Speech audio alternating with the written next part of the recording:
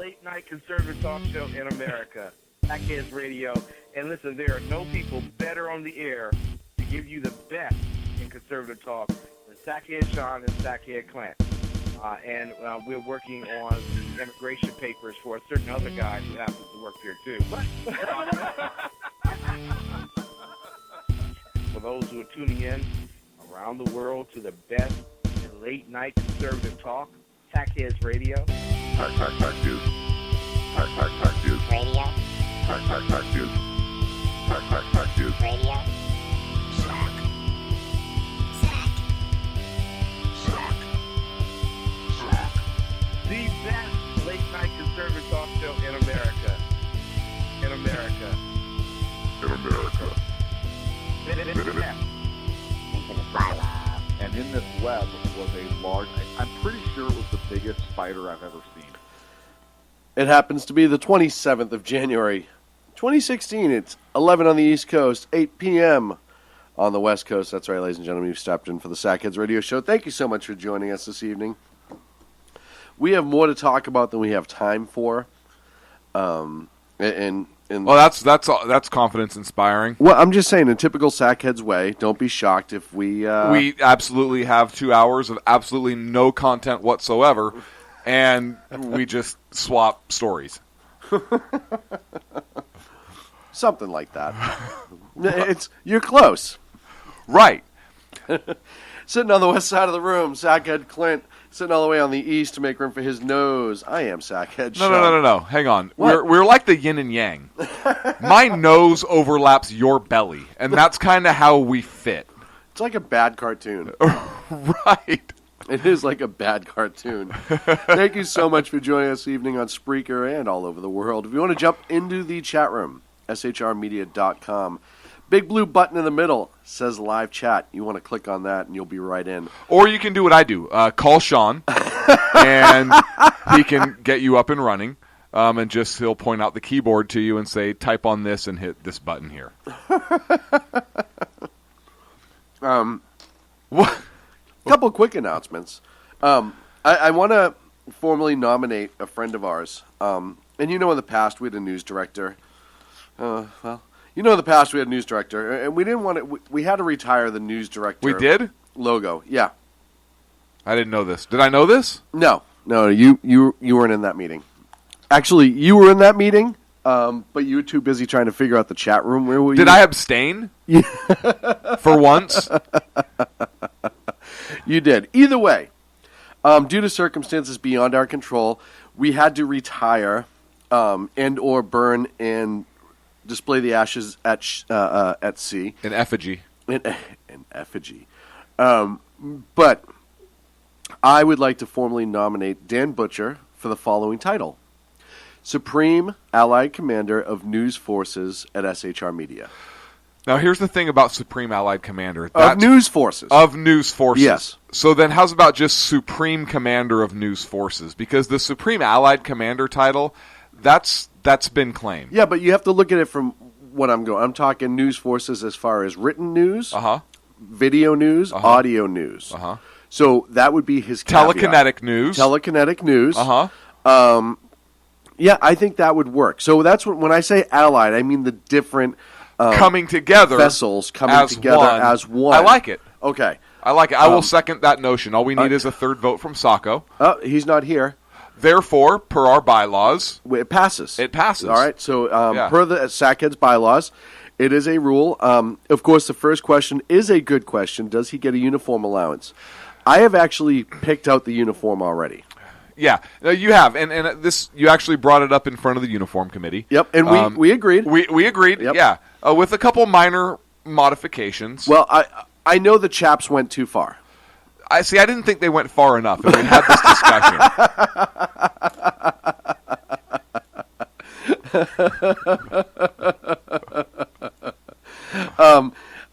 I was thinking... There's a bunch of scrambled eggs on the bill of the hat. Oh, like 1,000. Right. We actually have to order an extra large bill for that hat.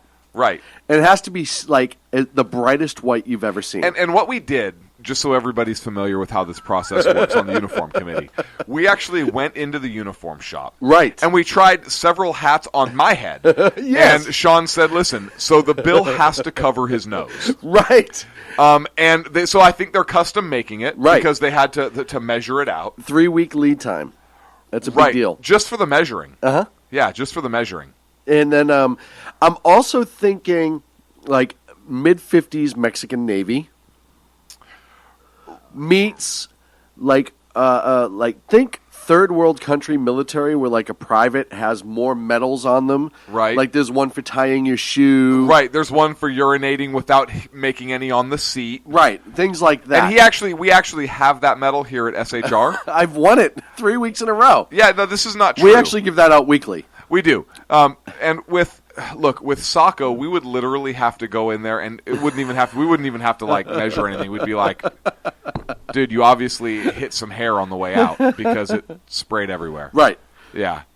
So we were able to finally get that squared away. So we had an award for it. I have won it 3 weeks in a row, I'm proud to say. So those are just because you started squatting. Well, just whatever works, right? I mean, you have to adapt and overcome. That's how life is. And so I'd like You're to like welcome... an Occupy person. You're like an Occutard. Freaking squatter. I would just like to welcome Dan as the Supreme Allied Commander of News Forces at SHR Media. Speaking of Dan Butcher, I wanted to thank him real quick for all the hard work that he's been putting in on our website. Check it out, shrmedia.com. He completely overhauled it yet again. It looks amazing. And do us a favor. We're getting regular written content on there, which is something that we've been working for a while. We've been fortunate to get some great contributors. So to jump in, if you want to hear new shows, if you want to see their new written update, occasionally be a blog by me or Clint or somebody else. Obviously, Dan's stories are up there. Dr. Arrington, who's got his show on SHR Media now on Sundays, he posts for us all the time. So if you want to stay in the know, sign up for our email list, which is in the top right-hand corner, I believe. And that'd be a great way to go for you. Yeah, so I have a confession to make. I desubscribed. Dissubscribed. I canceled my subscription. I bagged out. Uh-huh. No, I didn't. I'm just kidding. I was going to say, I don't believe you because to get you to sign into it, Right. I actually had to do 3/4 of it. So the fact that you could undo it would be amazing to me. Listen, the fact that I got an email and then a phone call and a text message and you made a YouTube video showing me exactly what it is At I the end needed of the day, to do. I had to show you. I had to have your 9-year-old just do it for you. Right. Right. And I don't even have a 9-year-old. That's the funny part. It was, Well, you had to rent one for I me. did. Come here, little. I got really good. I need price. you to I got a really good I need you price to this clear year on this. it. So just sign up. Don't be like Clint. Sign up. If you need help, you can contact Sacco at shrmedia.com. Now, I got to get to a little bit of sad story, and everyone already knows this. Hey. We What? have another minute and 30 seconds in general jackassery.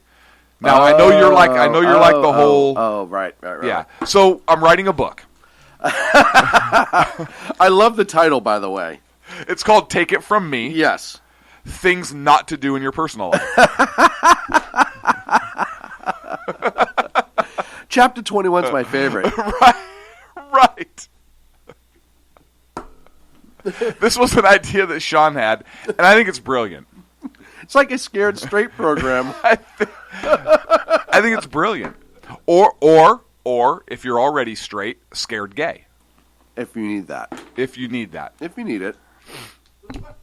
And by gay, I mean happy, because we took back the hate from that word And trust me, when you read several this months book, ago. you won't be happy. You won't be happy. You'll be seeing how much weight your shoelaces can hold. You'll be crying sad and under because the it's table. hilarious. Yeah. I'll tell you what.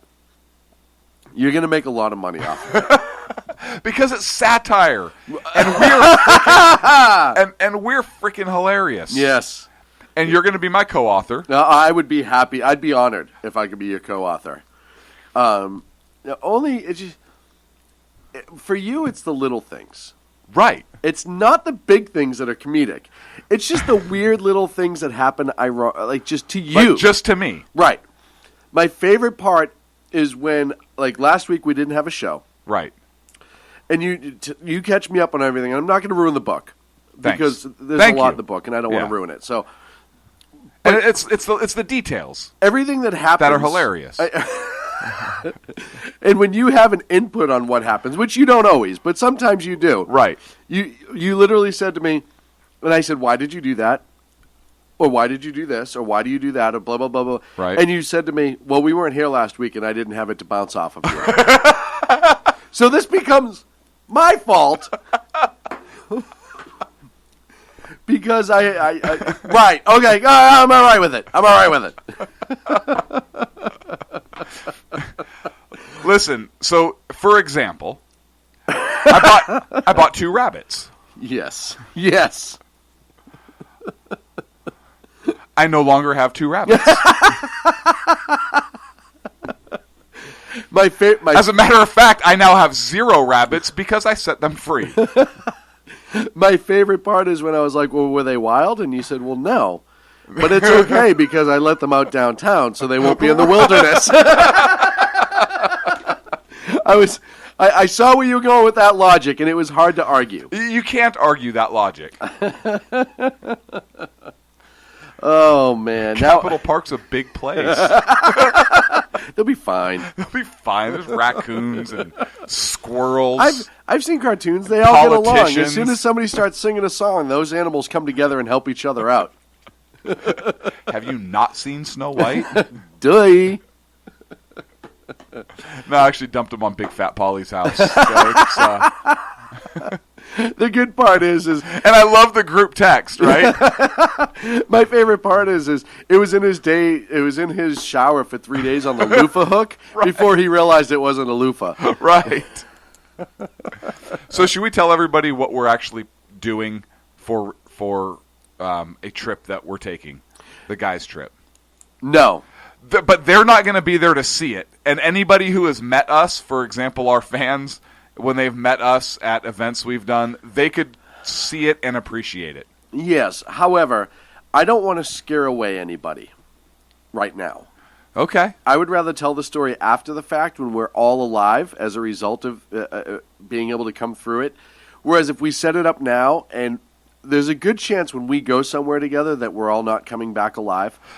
This is true. Like, the odds are way better than they should be that one of us will. And we because know it's happened. Big Fat Polly is going to die again because that's what he does when we go on trips. So we will tell you after the trip when we've all hopefully survived. Or we're doing a fundraiser for one of our families. One way or the other. It'll be great. Okay, you're up. On to the sad news. Sleeping with the fishes. Yeah. And this is just, it's too bad. I hope Mike can get us a good deal, and I'm sure he will.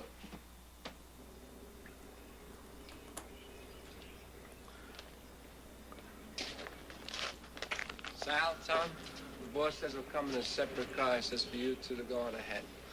Hell, he can't do that. It screws up all my arrangements. Well, that's what he said. I can't go either, Sal. One of the best lines from the entire movie coming right up right here on The Godfather. Oh, Mike, it was only business. I always liked him. He understands that. Excuse me, Sal. Huh?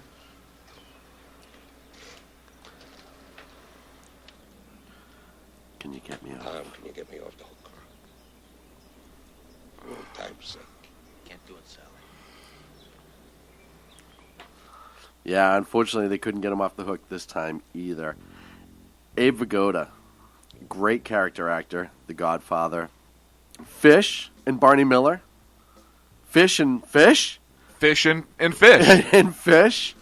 More recently... Did he ever do anything with Eric Estrada and Larry Wilcox? So you Was could there call a it Fish and Chips? Yeah, that's...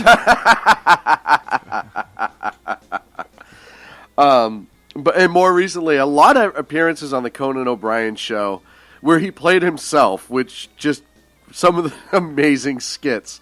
Abe Vigoda, dead at 94. And I like how you play cheery music in the background for him too. Like it's the Barney Miller theme, but it sounds so cheery. It is hey, cheery. He's dead. Well, 94. Perfect. If you ever followed his career,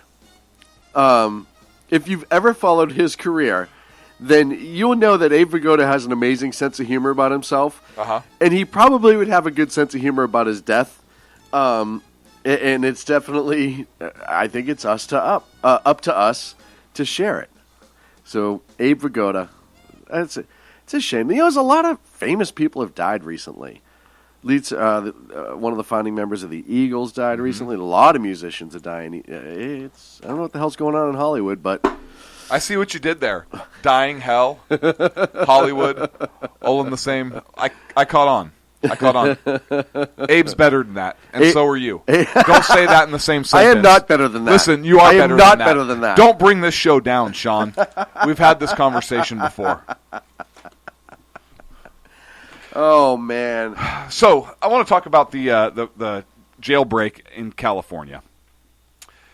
So, in Orange County, California, 3 inmates broke out of jail. Violent inmates, very dangerous inmates. Jonathan Tiu. I don't care how to pronounce his name properly. Bakdong is another one. Now that's Whose an cousin I'm unfortunate. talking about later on. That's an unfortunate name. Okay. Bakdong. No. That's not an unfortunate No, I think it's name. an awesome name. Maybe if you're in prison like he was. Right. And I'm wondering if this is why he had to break out.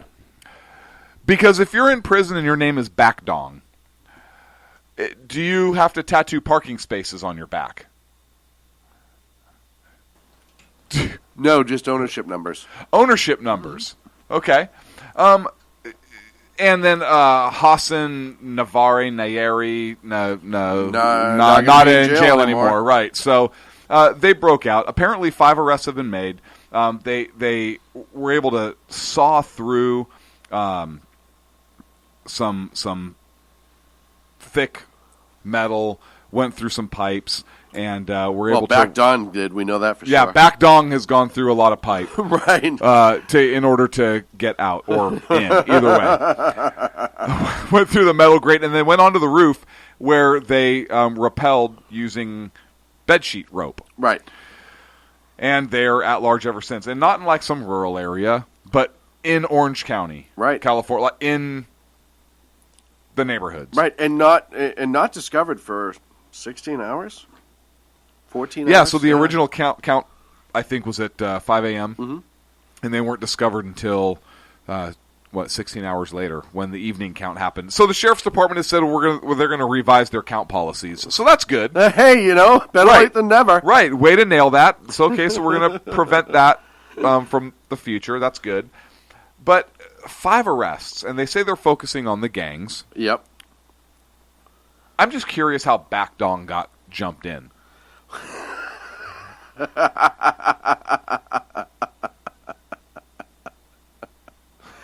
What? Well, part of me makes you think that he had to jump out in this situation. I don't know. And is that his stage name? Is that his gang name? Bakdong? I don't know. The Donger? The Dong. Was he the kid from 16 Candles? Long Duck Dong. Yeah. Is this him? Happening, because he's what? He's 40-something now? Right. So it could be the same guy. This is an unconfirmed report, ladies and gentlemen, that you're getting here at SHR Media first. Is one of the escaped Orange County dirtbags Long Duck Dong, a.k.a. Bakdong, from 16 Candles? Oh, man. We need to send a news guy out to look into this. No more Yankee Mike Cranky.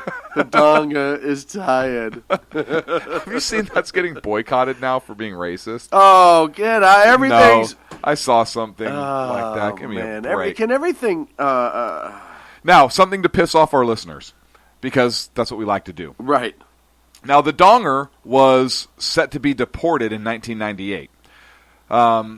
So he came to the United States legally, 1991, but in 1997, he served time in state prison for a burglary conviction. Oh, good. Now, at the time, burglary was a felony. Non-violent. Right. Hang on. At the time, burglary was a felony.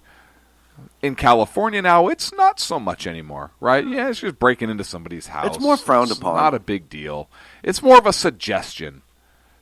You shouldn't do this.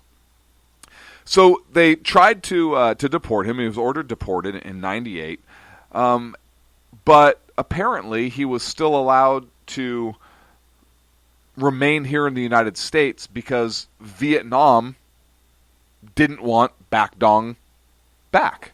They didn't want the dong back? They didn't want the dong back. So here's my thing, and apparently this is an issue.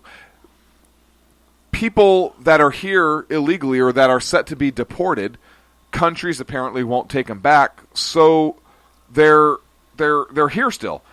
And I guess in 2012 there was Bin Tai Luck was charged with killing 5 people in San Francisco, but Vietnam failed to issue travel documents that were required to take him back. So Vietnam is a problem, obviously. Maybe we need to go back. That's all I'm saying. Anyways, I digress. Vietnam's friggin' brilliant. I digress. Why would we want him back? True. But why the hell are we going to keep him? So I have an idea. Please tell me it involves a parachute. It does. I actually wrote it down right here on my notes. Yes! Solution. We strap parachutes on these frickin' dirtbags. And we fly them over whatever country won't take them back, and we kick them out. Now, we don't necessarily have to repack the chute. But if it works, perfect. No, you let them do it. Let them pack their own chute. Right. Either way, hang on. Have the people from hang on. IKEA write the instructions. I like it. So we kick them out over whatever country it is. Now, the friendliness of the country is directly related, almost like a mathematical equation, to the type of aircraft used. For example, if it's a friendly nation typically that's not going to shoot us down, a Cessna would suffice. However, if we need something fast and maneuverable, they might just have to go in like a drone F-18 and like a remote-controlled ejection seat over the country. That way, if they get shot down,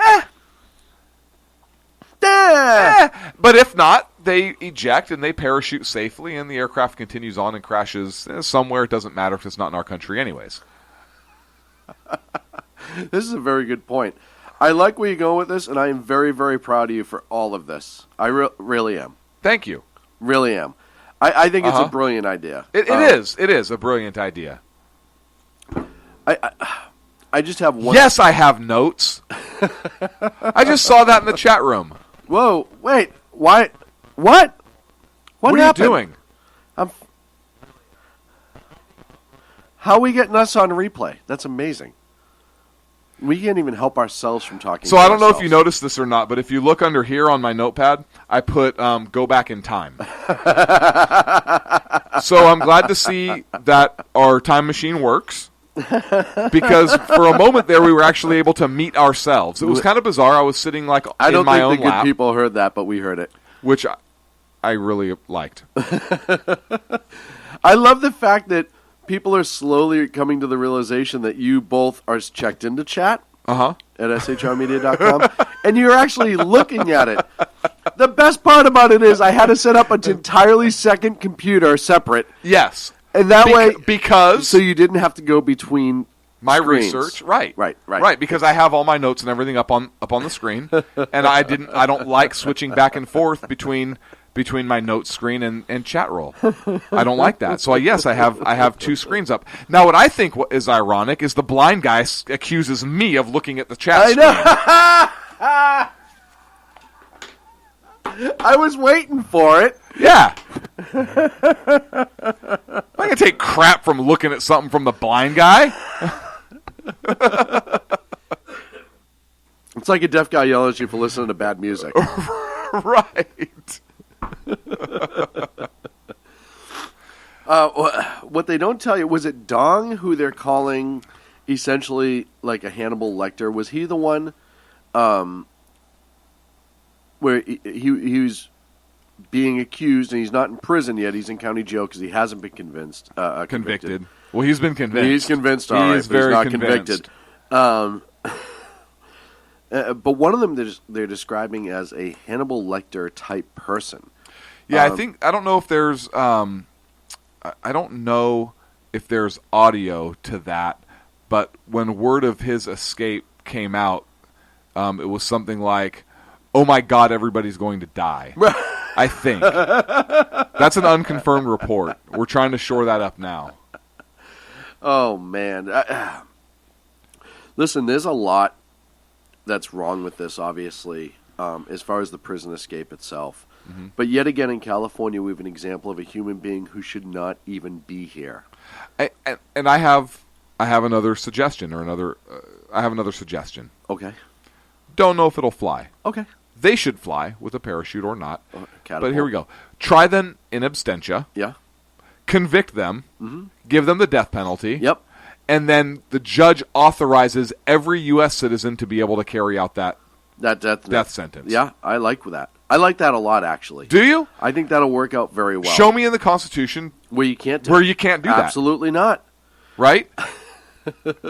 Instead of like a warrant being in the system, it's an execution order. Right. Imagine. And you post it in every public square, in every public building, right? I just picture that. Wanted dead or alive. Sir, hold on 1 second, please. And he's like thinking, crap, I'm going to go back to jail. Right. And all of a sudden they're like, so let's play Wheel of Executioner. Right. Ba, ba, ba. It's like the Running Man, right? All of a sudden he's like paraded out.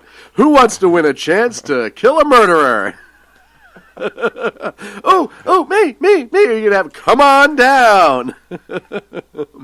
Because really then you're rolling the dice with who's going to get you. We'll be looking for 3 separate contestants. The first one, if you are holding a Glock 22 with Hornady wadded rounds, 168 grain, come on down. You just set it all up. So you can set it up, but also have a piece of paper, right? Sir, you have the constitutional right to be free from cruel and unusual punishment. Now, we ask that you waive that right. Will you please sign this piece of paper? Be a sport. We'll give you $100,000. We're going to take it back in about 30 minutes, but... Just be a sport. Don't be such a deadbeat. I mean, come on. We want... eventually, right, you'll eventually if it's be that. sentenced to death, it'll be a deadbeat, yeah. Let's make it interesting. Or how about this? In some of the countries, like Vietnam, we will give the location where we're going to put him out. And then drop some AK-47s in that area. Anyone can prove... Too fast and furious for my that's blood. true. Right, that's been done in Mexico. That's true. It didn't work out so well. What? Too soon? Too soon? Too soon? Too soon. Sorry. Definitely too soon. Yeah. No, I think this is a great... You know, one of the things that we do on the show is solve problems. We do. I don't think we get enough credit for what we do. We get credit for what we do. Death threats and credit aren't always the same thing. We try to come to a reasonable end to problems, and we try to do it in a way that is better for society. Now, the left is all about progress. We hear that all the time from the left. Gotta move forward. Let's move on and step forward and onward and blah, blah, blah, blah, blah. Right. This is an opportunity to do so. And, well, that was just hateful. Just reading through the chat. I think this is a wonderful way to eliminate and deter violence in this country. We always hear about if we can save one life. Uh-huh. Well, what if by killing the donger, right, through a legal process, uh-huh, it keeps somebody else from committing that crime that could cut them the death penalty? Yeah, look, that's saving a life. Look, if you sever the dong from society.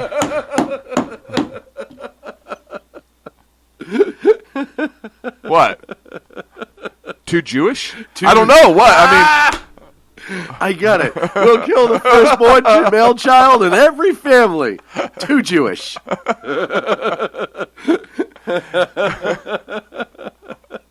We're up against a break. I love how we can turn the escape of a Hannibal Lecter type guy into just pure jackassery. I personally think it's a brilliant idea. I think people are missing it. We are up against a break. When we come back, Sean's going to talk about a wonderful article, Yes. that he read somewhere, and also talk about Donald Trump. All this and more. We come back from the break. Sackheads Radio, SHR Media Network. Conservative media done right. You're listening to the SHR Media Network.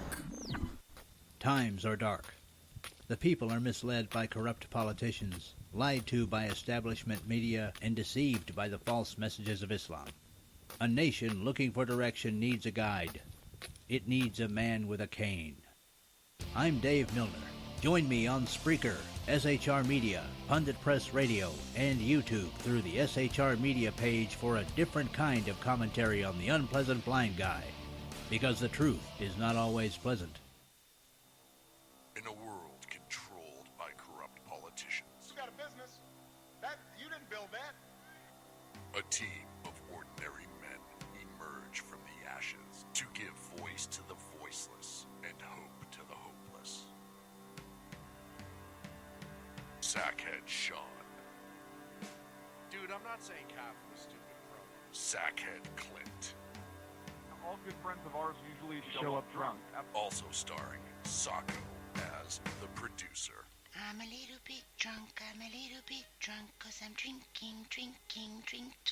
They are the Sackheads Radio Show. Every Wednesday at 8 p.m. Pacific on shrmedia.com. Hey, it's Jersey Joe from Reaver of Common Sense, and we have moved to a new night and time. Every Wednesday night at 8 p.m. Eastern Standard Time on shrmedia.com, you will catch the Reaver of Common Sense uncensored, unfiltered, and only on shrmedia.com.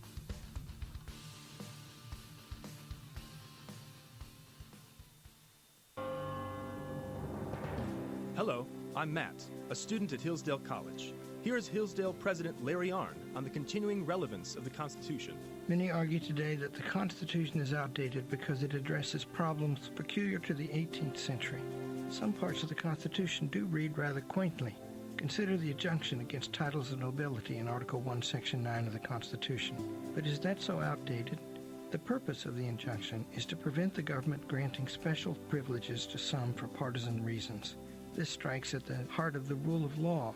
The crony capitalism so common today is a place where the government bestows favors and tax dollars on some businesses to give them a leg up over others. This is exactly the kind of thing the Constitution was meant to prohibit. The Constitution is not so outdated after all. This Constitution Minute was brought to you by Hillsdale College. To join the national conversation on the Constitution, go to constitutionminute.com. Conservative media done right. You're listening to the SHR Media Network. And welcome back to the Sackheads Radio Show live on the SHR Media Network. Thank you so much for joining us this evening. Oh, man. So, what? Donald Trump. And, you know what's funny is 6-7 months ago when this really first started winding up, if you told me Donald Trump would still be hanging around, I don't know if I would have believed you. I don't know if I would have trusted that. I don't know if that would have been... And not for any other reason than it's Donald Trump, right? And right. I think a lot of people were going to kind of push him to the side right away and just kind of, like they did the last time he Nobody ran. took him seriously. Nobody took him seriously. Right? He's the you're fired guy. Right, and he comes out slinging... just anything he wants. We saw him speak in Vegas. Yep. And he wasn't, like I said, he wasn't horrible. And we've gone back and forth about a lot of things when it comes to Donald Trump. And I'm still, and I've said it before, I'm going to say it again, I'm still not 100% behind Donald Trump. I'm certainly not ready to give him my vote, per se. And there's a lot of reasons for that have a lot more to do than just this particular election cycle. You know, I question where he's given money in the past.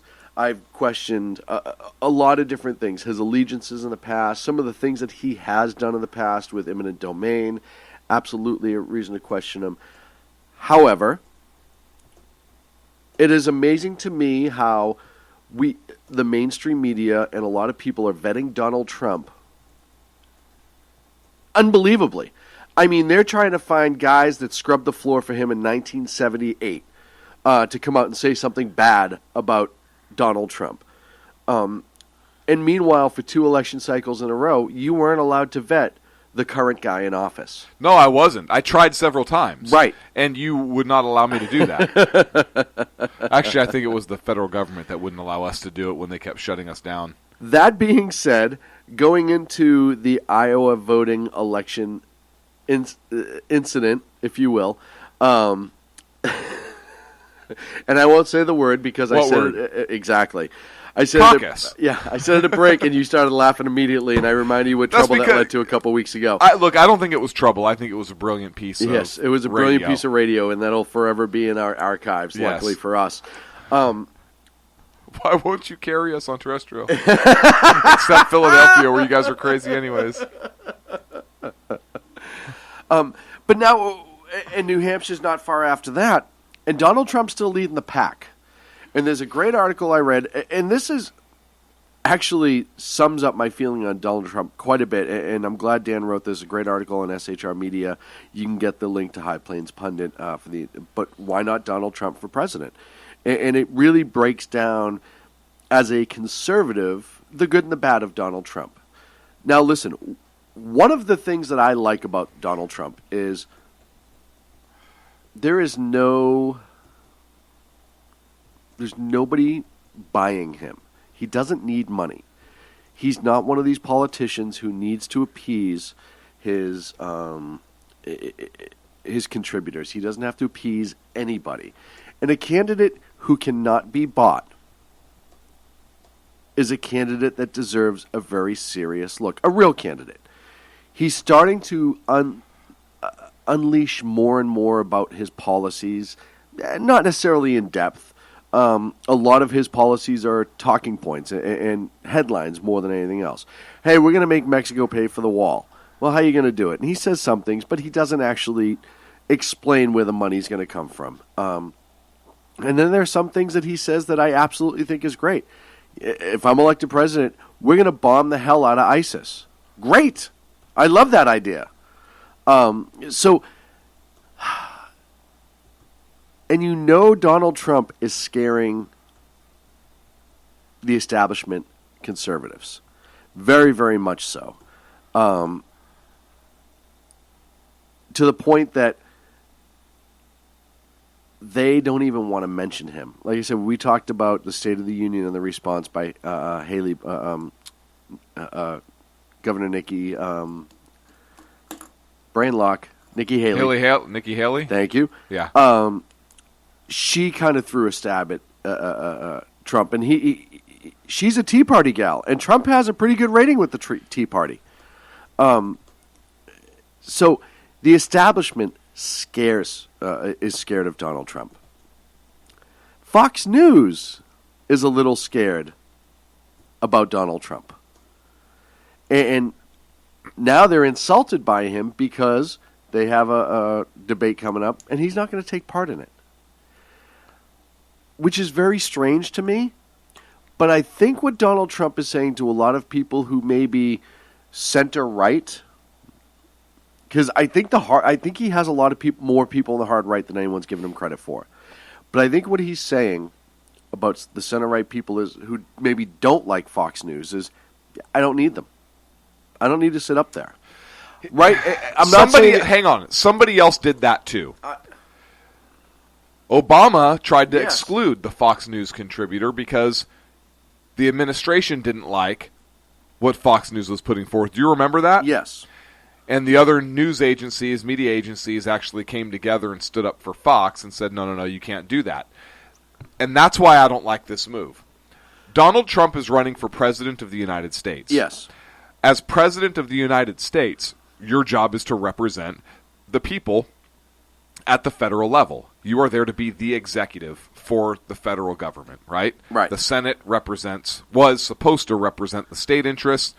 The House is supposed to represent the people, and those three coming together. We know it's not like that anymore. But Trump is running for president of the United States. Yep. So if he's going to get all boo-boo face, to use your term, and I love that term. I know. And get all whiny and cryy. But I don't think that's it. To where he can't even engage in a debate. Look, if he doesn't like somebody, or he doesn't like Megyn Kelly and the questions or the manner in which she asked a particular question, okay, then address it on stage like Newt Gingrich did back in, when was that, 2008? Or 2008 with CNN, right? Yep. And you come out looking so much better that way. And I think that point was made earlier tonight by Bill O'Reilly as well, who brought that up. And I agree with that. But you can't, as a candidate for president of the United States, take your ball and go home. Well, I agree. You're up there to answer the tough questions. And guess what?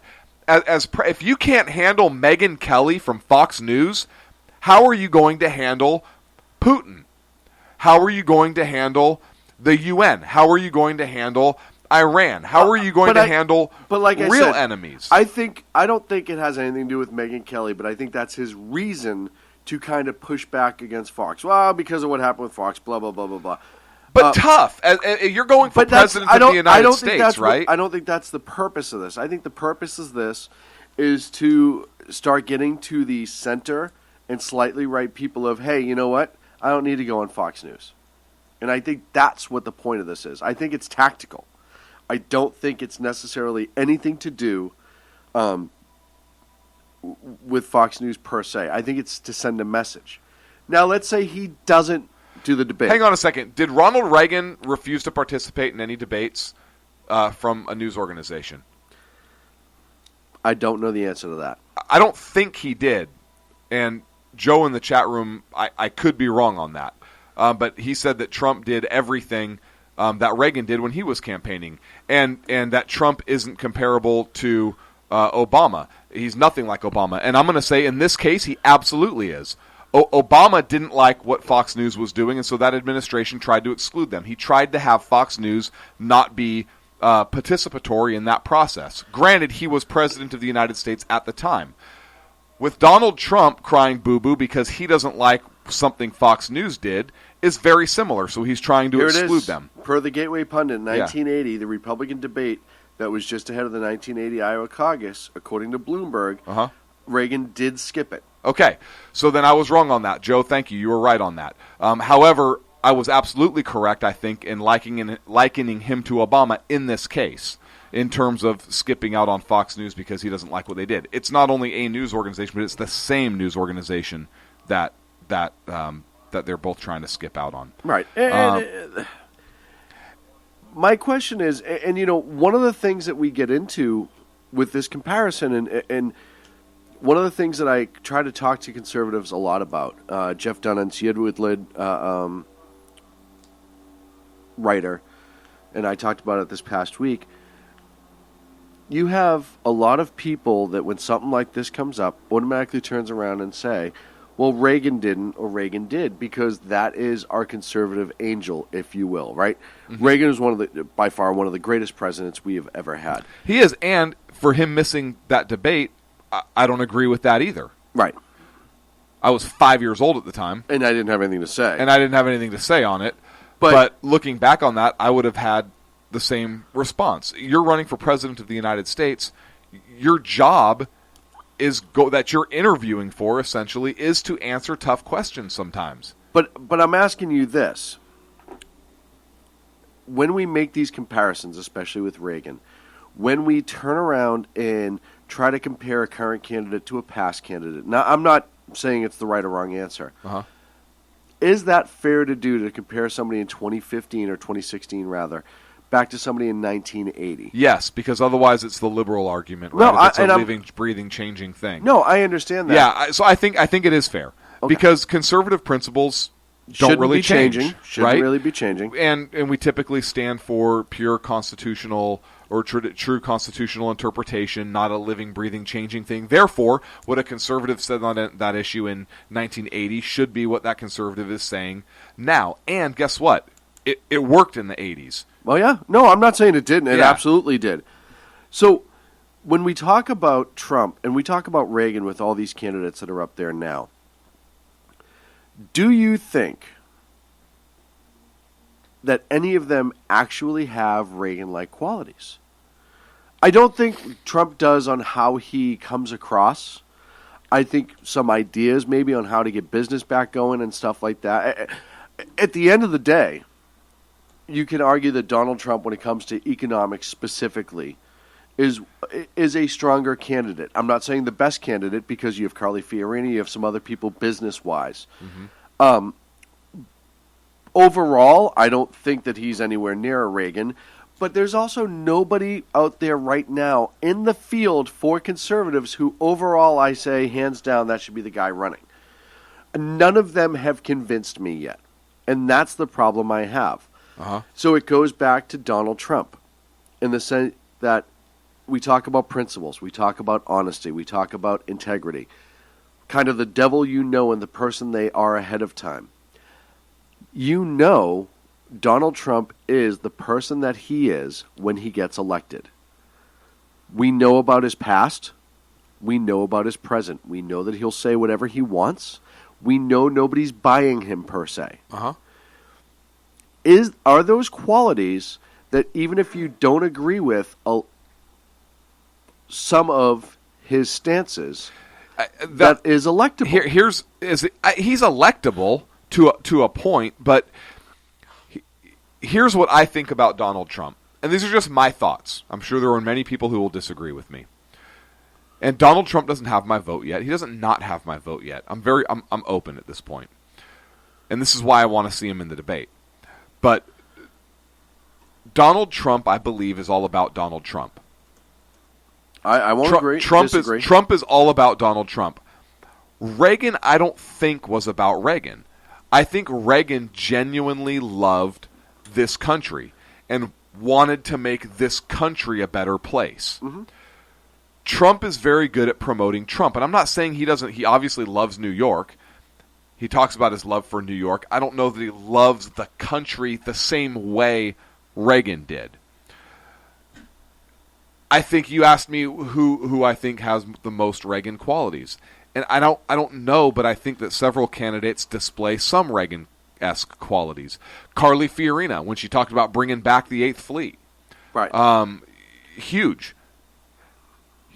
particularly with everything going on in the Middle East and Russia filling the void that was left by our departure here under this administration. Right.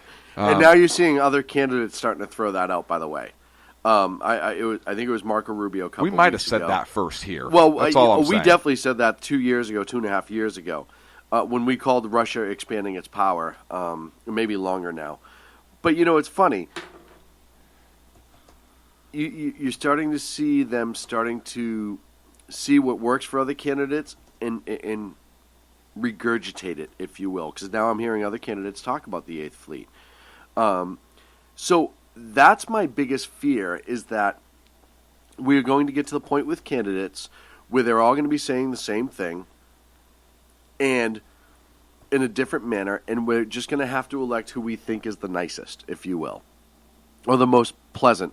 And the fear that I also have, and we've talked about this before, is running somebody just to be able to beat the other side and not necessarily having a true conservative in there.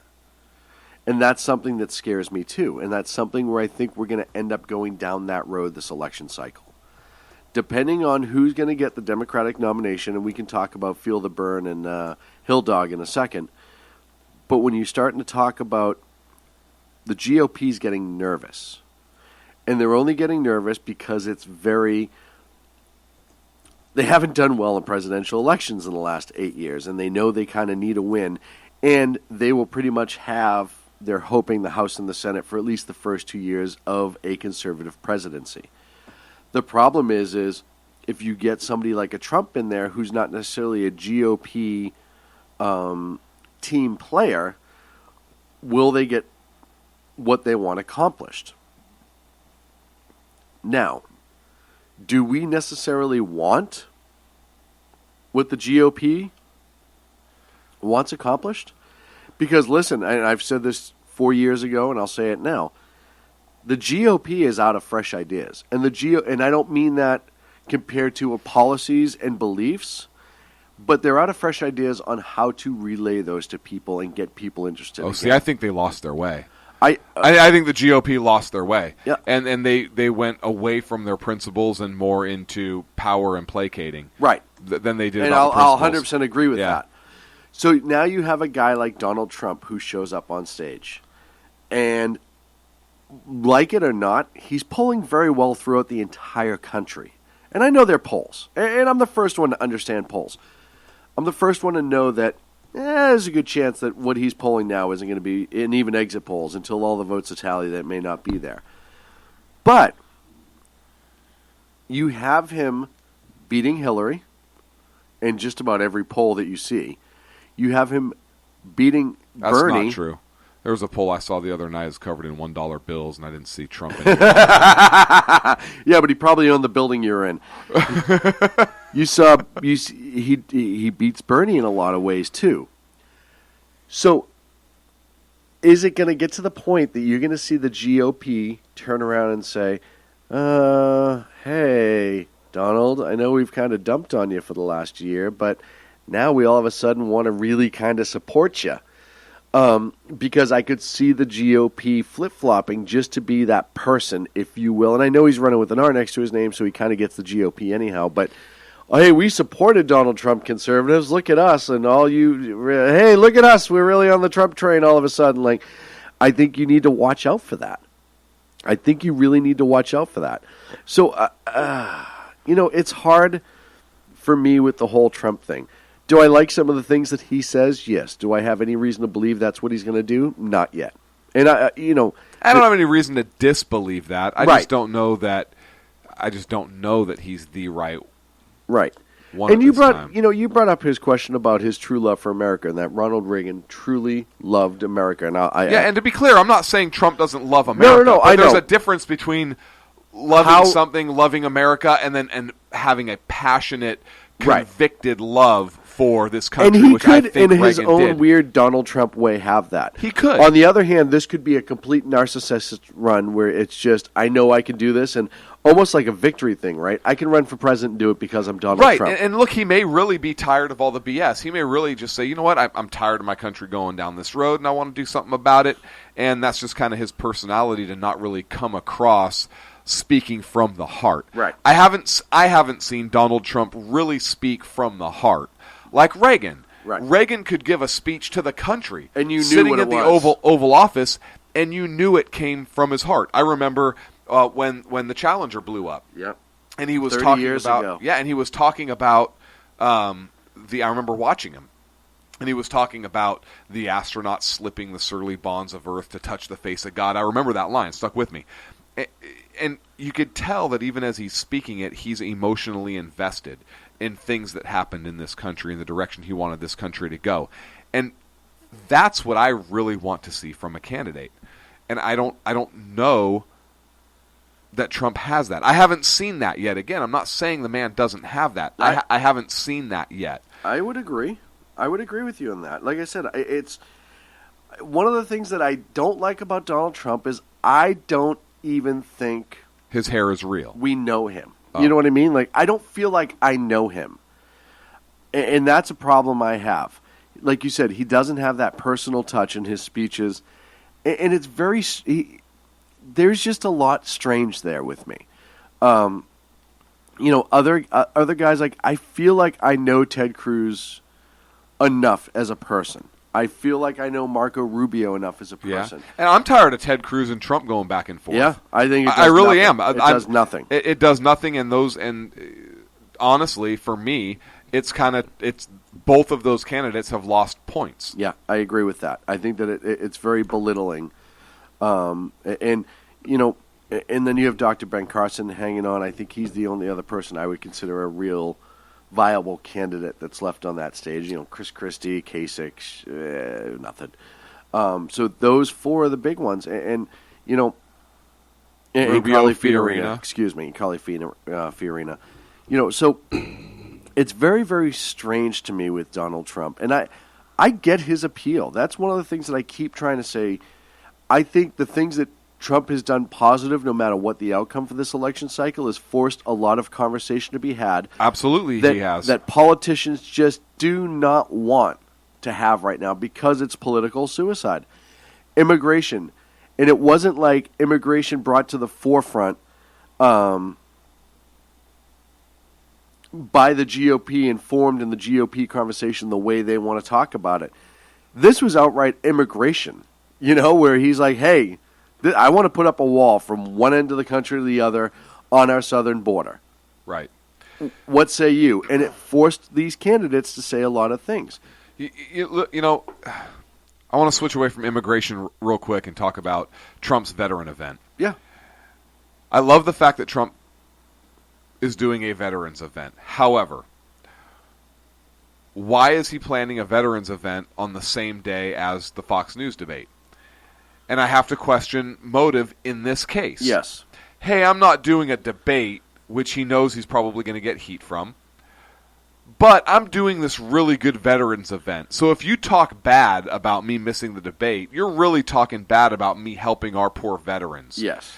It's like smoke and mirrors. It's almost, to me, it makes the veterans event seem almost disingenuous. If he's able to raise funds for it, is it a positive? Of course it is. But I think the disingenuousness of it, of having it on the same day almost as a convenient excuse to miss a debate, takes away from it. I agree.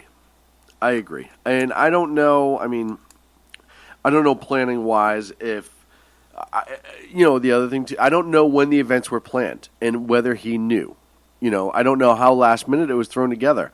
Now, but that's what he's playing up, right? But wait a minute. If he had this event planned 4 months ago before... But he's not saying that. What he's saying is Megyn Kelly asked the question, it was very unfair, Fox News treated me, and that's what... Now, if he said, hey, listen, I would love to do this debate, but I had this veterans event scheduled 4 months out, 5 months out, 6 months out, and there's no way I'm turning my back on the veterans, and I would love to be at the debate. If Fox News wants to move the date, I would be more than happy to attend, but I will not let the veterans down because this is what I committed to before this debate schedule came out. But that's not what he's saying. Right. And that, for me, that's the big difference. No, I don't disagree. I don't disagree. And like I said, you don't know what Donald Trump. You just don't know. That's my whole point of this entire 30 minutes is there's a lot we don't know about Donald Trump. We know TV Donald Trump. We know what he's done in business. But when it comes to the country, when it comes to loving the country the way that we feel it should be loved and led, is Donald Trump the person who's going to do it? Can he do it? I think he can deal with China. Uh-huh. I do. I think he can deal with China. Mm-hmm. I don't know that he has the political moxie to deal with Russia or to deal with Iran. Well, he would be like our Putin in a way, right? Yeah, but he would, from a business sense, yes. Dealing with the Chinese, yeah. Right? I think he would economically, I think Donald Trump would do well. I really do. If the Chinese are trying to manipulate their currency, I think Donald Trump would call them on it. Right, and he understands and have proof. that. Yep, but I agree. Would Donald Trump militarily have that same moxie? And I don't think he would. Right? Donald Trump may say, "Oh, wait, you did what?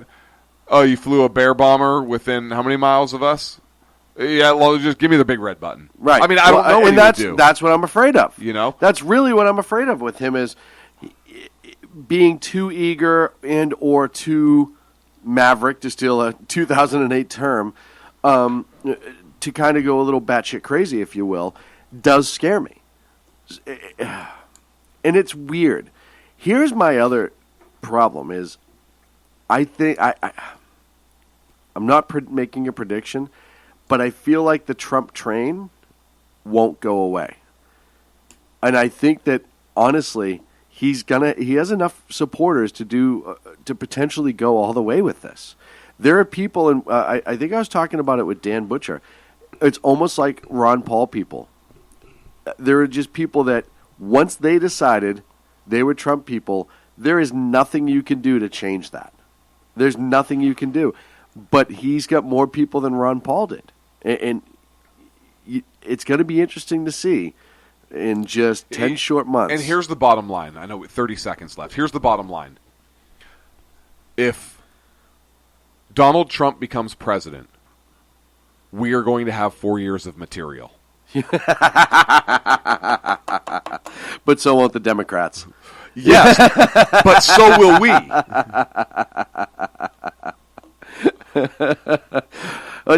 Hey, rumors have flown around that Joe is still hinting at possibly... We're going to get to that. Okay, all right. We're going to get to that. Speaking of 4 more years of material for the Sackheads radio show, Joe Biden, ladies and gentlemen. Hey, Toots. So, hey, Don, I heard you didn't want to talk to this broad Megyn Kelly. No, it's cool. It's cool. You have your thing with her. But, man, have you seen the legs on her? I mean, come on. Oh, this microphone on? That good. Maybe she heard me. Hey, Megan, come on over to the White House. Trump Biden in 16, put forth by Agador. You know what? I would vote for that. I would absolutely vote for that. And here's how I see it going down. Trump v. Biden on the debate stage. Right? And then Trump. Hey, it's a big freaking deal. And Joe, it is a big freaking deal. Yeah. That's what I said, Joe. I know that's what you said. Donald, let's go have a beer. Yeah, let's go have a beer. Yeah.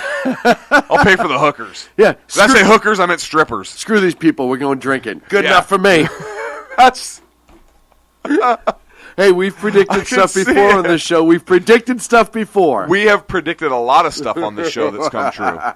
For the record. All that Marvel. Ladies and gentlemen, we're up against the break. When we come back, Hill Dog, emails, elections, Oregon, you name it, we got it right here on the Sackheads Radio Show live on the SHR Media Network. Conservative media done right. You're listening to the SHR Media Network. Times are dark.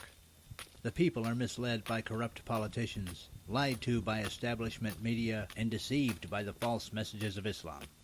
A nation looking for direction needs a guide. It needs a man with a cane. I'm Dave Milner.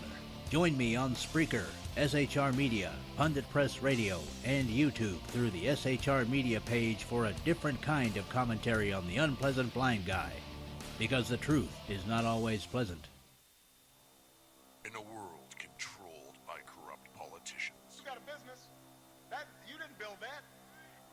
A team of ordinary men emerge from the ashes to give voice to the voiceless and hope to the hopeless.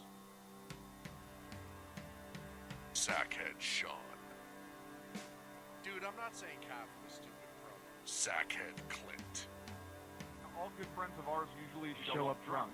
Also starring Socko as the producer. I'm a little bit drunk, 'cause I'm drinking. They are the Sackheads Radio Show. Every Wednesday at 8 p.m. Pacific on SHRmedia.com. Hey, it's Jersey Joe from Reaper of Common Sense, and we have moved to a new night and time. Every Wednesday night at 8 p.m. Eastern Standard Time on SHRmedia.com, you will catch the Reaper of Common Sense uncensored, unfiltered, and only on SHRmedia.com.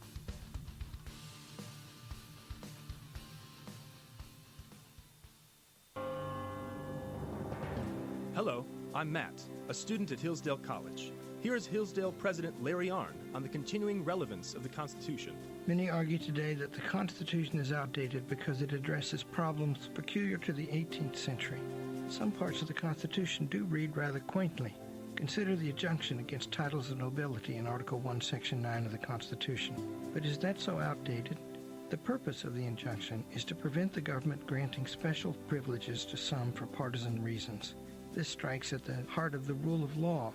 The crony capitalism so common today is a place where the government bestows favors and tax dollars on some businesses to give them a leg up over others. This is exactly the kind of thing the Constitution was meant to prohibit. The Constitution is not so outdated after all.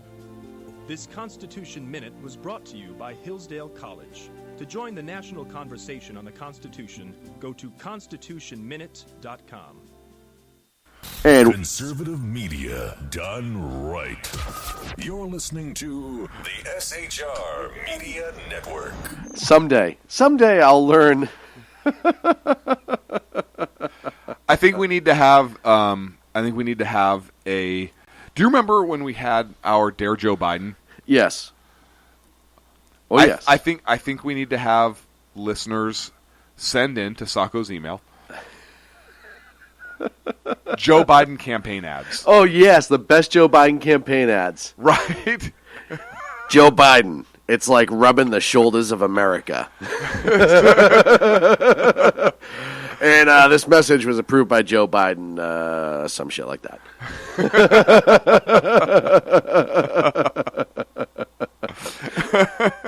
Joe Biden penetrating your ballot box.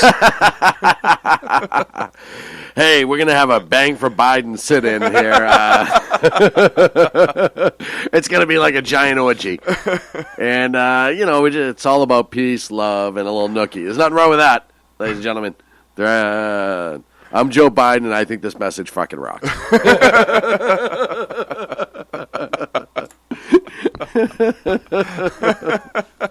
Oh, moving along to Hill Dog. Joe Biden on gay marriage. If you don't go both ways, you're missing 50% of the fun. I'm Joe Biden. I approve this message. Hey, you think the fucking gays heard that? Oh, is this still on? I still approve this message. I don't give a shit. Love them all. Love them. I love everyone equally. Gay, they're happy. Heard that from my friend Sackheads. Need to have those guys over for a beer. Friggin' hilarious. Dude, if he gets in the office, our life goal is to try to get in and interview him. That's our life goal at that point. Sit down or have him come here. You imagine? And we need to take some smoking hot. Oh yeah, like 5. Right. Like just in to take notes no, or she's whatever. Our producer, she's our note taker. It just ramp him up. Hey, yeah, note taker, producer, whatever the hell, babe, toots, whatever the hell your name is. Stick him in the green room with them for like 2 hours ahead of time. Right. Just 2 hours ahead of time. Yeah, this is our producer, Misty. And big fat Paulie in there with them. Oh, yeah. We'd come in. Why is there a stripper pole in the middle of the green room all of a sudden? Who brought Vaseline? This wasn't even put in here. And Paulie Joe, why are you two wrestling in it? Right. Shut up, get out. Turn the camera off. I'll turn it on, I don't care. I'm Joe Biden and I'm a big friggin' deal. No, it's I approve this message. I do? It would be like the governor. Like the gov from Blazing Saddles. Meeting is adjourned. It is? No, you say that. Say what? Meeting adjourned. It is? Here, play with one of these. Hey, thanks. Give one of these to the boys. Benny, Frankie. Here you go, boys. Joe. Have this in lieu of other things. I can't get it in the... Thank you, Secretary. Good advice. Love that movie. That would be Joe Biden. Joe Biden As would be president, the gov. he'd be the gov. Harumph. Harumph, harumph. Give President Biden a harumph. You watch your ass. Yo, hey, get over here. Live from the Dover, Delaware Hair Transplant Center, Sackheads Radio interviews President Joe Biden. He would be his own vice president. Hey, I'm number 1 and I'm number 2. Deal with it. Joe Biden for president 2016. Hey, did you see the new? You see the new person we're nominating is a Ni? Sorry about that. Get over here. Hey, you see this person we're nominating is a Ni? Ooh, wrong person. Get over here, Joe. Hillary Clinton. So how many emails does Bill Clinton have to leak to get rid of this broad for 5 years? You know what I'm saying? And he's like, really? FBI, I give you this one on a silver platter, and even you can't figure this out? What's the matter? Like, slide rules and calculators doesn't work on emails? What? Like, isn't that what you guys freaking do? It's a desk case. That's what you do.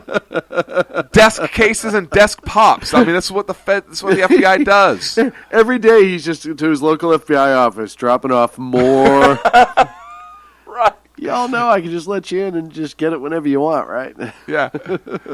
I didn't even create any of these. You know, Monica Lewinsky was quoted as saying, Hillary Clinton is just one Clinton she couldn't swallow. So that's very, very telling. That's very telling. Very telling. That's unconfirmed on that report. But very telling. What's going on with Hillary? What's not going on with Hillary? So more emails were found on her private server.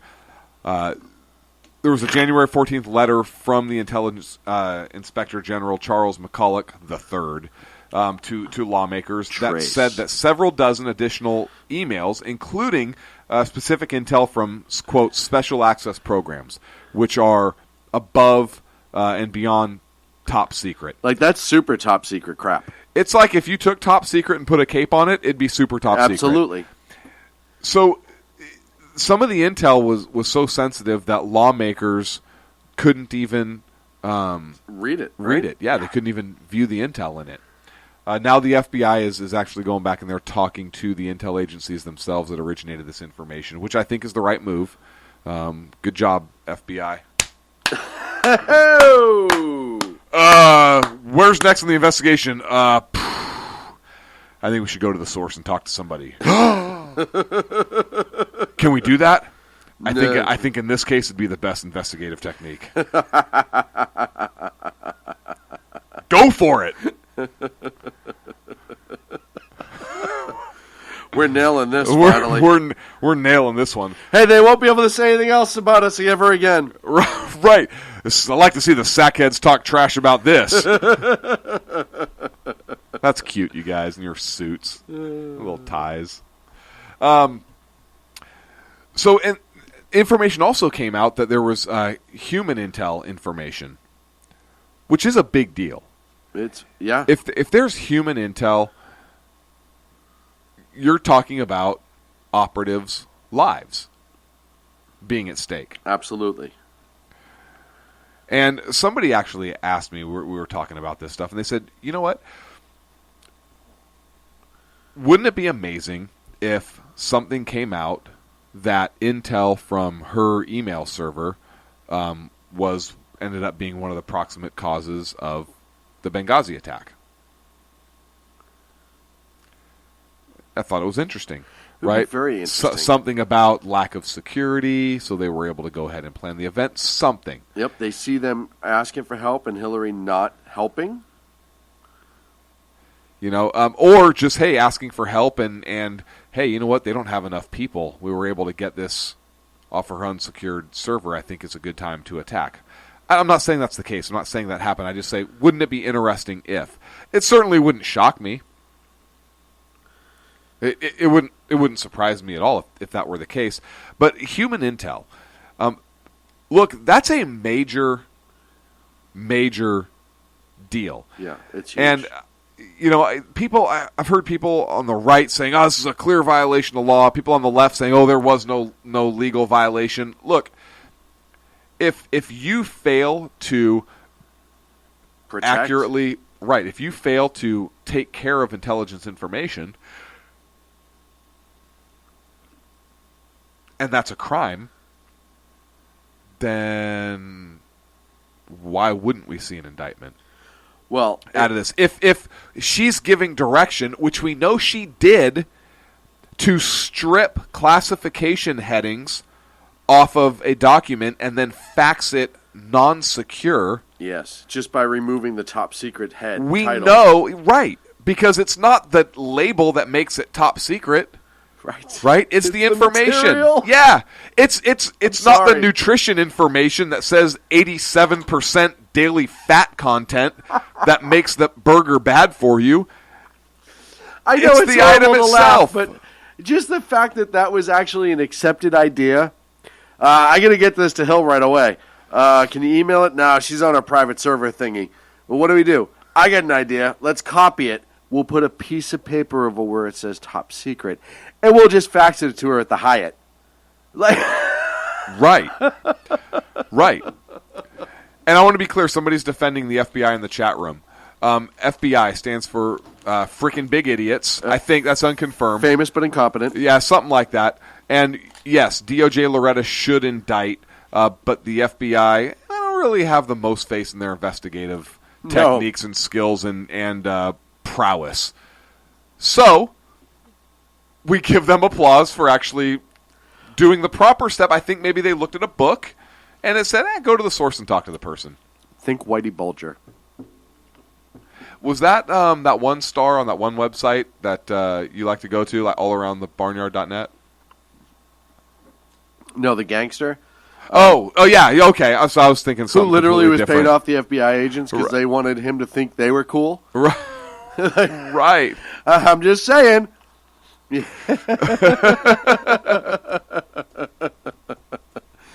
I'm just saying.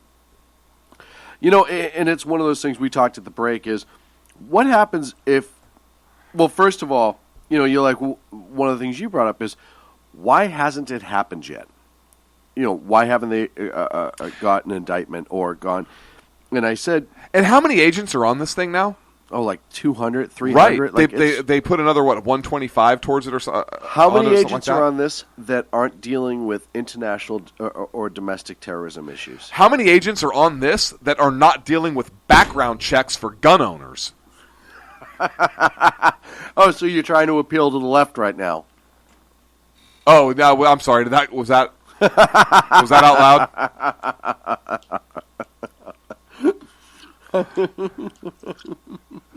What are you eating over there? Gummy bears. Seriously? How about you throw some this way? Thank you. No problem. So, we talked about this a little bit. We talk about this a lot, all the time. First of all, is Biden going to get in? Because if she's not indicted, in my opinion, this is it obviously political. But you brought up, hey, what about a Dave just yelled at you? If what about appointing a special prosecutor? And letting that special prosecutor go forward. But then, like you mentioned, it politicizes it. They're trying not to do that right now. Agreed, but if Loretta Lynch fails to indict, or better yet, I have an idea. This is freaking brilliant. Here we go. We take all the information to the Houston grand jury. They fail to indict Hillary. They instead indict Donald Trump and Ted Cruz. What? I think your heart just stopped.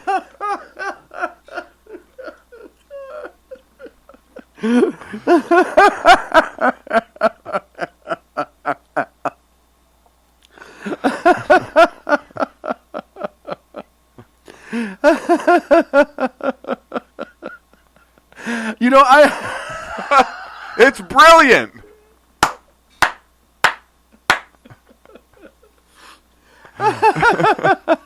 There's literally nothing, no involvement whatsoever. They haven't done anything. Yeah, we got a clear conviction on Senator Ted Cruz and Vice Presidential candidate Donald Trump for the email scams. Right.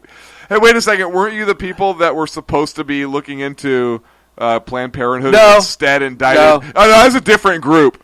I want to see what happened with that indictment. I know that's a different segment.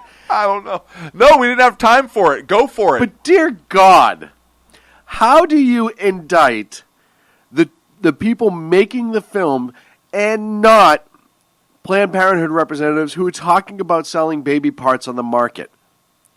And it's funny that they chose Texas, because I don't know the Texas laws. I know here in California. Houston. Right. But I don't know what the specific Texas laws are. I know in California there are laws against that. Whether or not they get a conviction. The press traditionally has been exempt from that under First Amendment. Yes. Now, but are they trying to say, well, these people weren't accredited press? What's accredited press? Where in the Constitution does it say freedom of the accredited press? It doesn't, right? That argument alone would turn around and say that we would not be considered accredited press. It's not true. We have credentials. And we've obtained press credentials from other organizations. I know, but what I'm saying is can they now turn around and decide what is accredited and what is not? Doesn't matter where you have it through. They will Right. target your organization specifically. Well, you're conservative, so you can't be pressed because you're not even keeled. Right. You're not tolerant. Right. Oh, I don't. You're not tolerant at all of other people's beliefs. You're not tolerant. Oh, thank you. I'm very tolerant. It's almost like a weird attack on the First Amendment, isn't it? Uh-huh. So they got indicted for First Amendment activity as a news organization. Think about the But they're not precedents. accredited press, right? Depends on who you talk to. And you think about the precedents there for just a brief second that it's setting. Does that mean you now have to be one of the big-name news organizations in order to conduct investigations? Like SHR? Like SHR and High Plains Pundit and others? Or is it pick and choose? And it's a real scary issue. The Planned Parenthood incident alone is a very frightening issue. But the fact that this grand jury indicted, and we could talk about also the watchdog laws, protecting people. We can talk about a lot of things, or the whistleblowers, rather, that somehow got skipped through with this Planned Parenthood thing in Houston. But there's an indictment on the filmmakers, not the people who were planning to sell dead baby parts across state lines and transport dead bodies without being a licensed mortician and or medical examiner, et cetera, et cetera. And that scares me too. You know, I had an argument not too long ago with the liberal who says, well, you know, the Supreme Court has decided a few times that our constitutional rights can be limited in certain situations. And I said, well, let me ask you this. I don't care what the Supreme Court says. Do you believe that that's right? Do you believe that unless you are hurting somebody else, and your rights only go as far as to infringe upon somebody else, do you think that your rights have the right to be curtailed on some level, i.e. chipped away in specific situations? And they agreed that they should, and that scares the hell out of me. You know, we talk about freedom of religion, freedom of press, all this other stuff. Even on religions that we don't necessarily like or agree with. It's very frightening once you start talking about limiting freedom of speech by quote-unquote conservative news outlets or any outlet. Look, we've talked about this before. Nowhere in the Constitution does it say these rights can be limited by the courts. As a matter of fact, it wasn't until 1803, Marbury v. Madison, where the court gave themselves the authority for judicial review of constitutional principles under Article 3 of the Constitution. Right?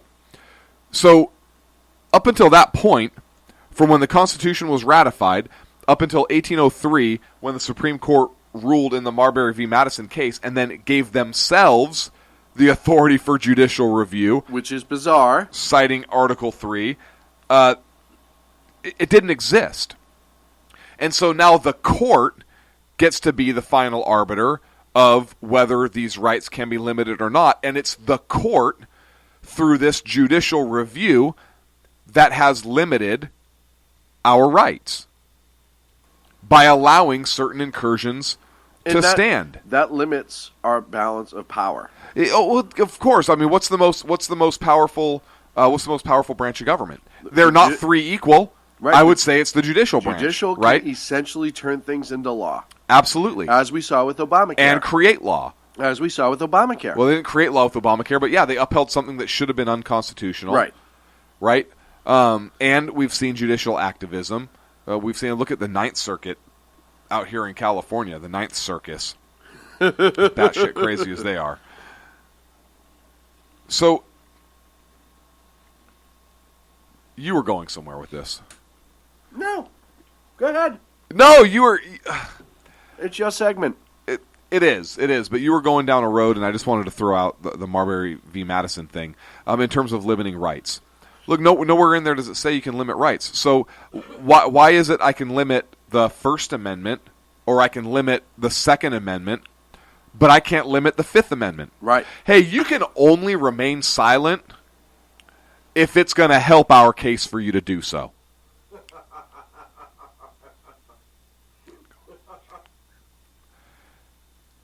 You can only limit the Sixth Amendment when we don't really want you to have an attorney. Right? You can only board soldiers. We're going to limit the 10th Amendment. The states have the right to but we're going to limit that one. We're going to limit housing soldiers, like you were about to say. Yeah, no, we can't house soldiers. We're rebuilding the base barracks, right? And we just got to put them up here for a couple months, right? Just for a couple months, right? So we're going to do that. We're going to limit your right against that. We're going to invade your curtilage. Ooh, you know what?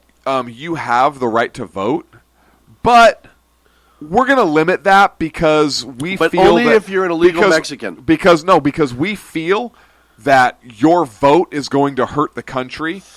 Yeah. Because you're going to vote for the whatever candidate. Donald Trump. You're going to vote for the conservative candidate. Yeah. And obviously that's not inclusive of everybody else because he's so hateful and divisive, so much so that even the Brits are debating about whether he should be allowed in the country right now. Right. So because you want to vote for such a divisive person and that's bad for our country, we're going to limit your right to vote because we can limit rights. I mean, that's the slippery slope, folks, of once we start allowing judicial review and courts and the government to limit rights. If you subscribe to natural law, which is what the foundation of our country is based on, rights come from God, not government. And if rights come from God, they cannot be limited by government. Right. That's the First Amendment. That's the Second Amendment, all the way down the line. All the way down the line. Once you give them one, they get them all. Right. Once and look, you give them one. You may not like what's being said.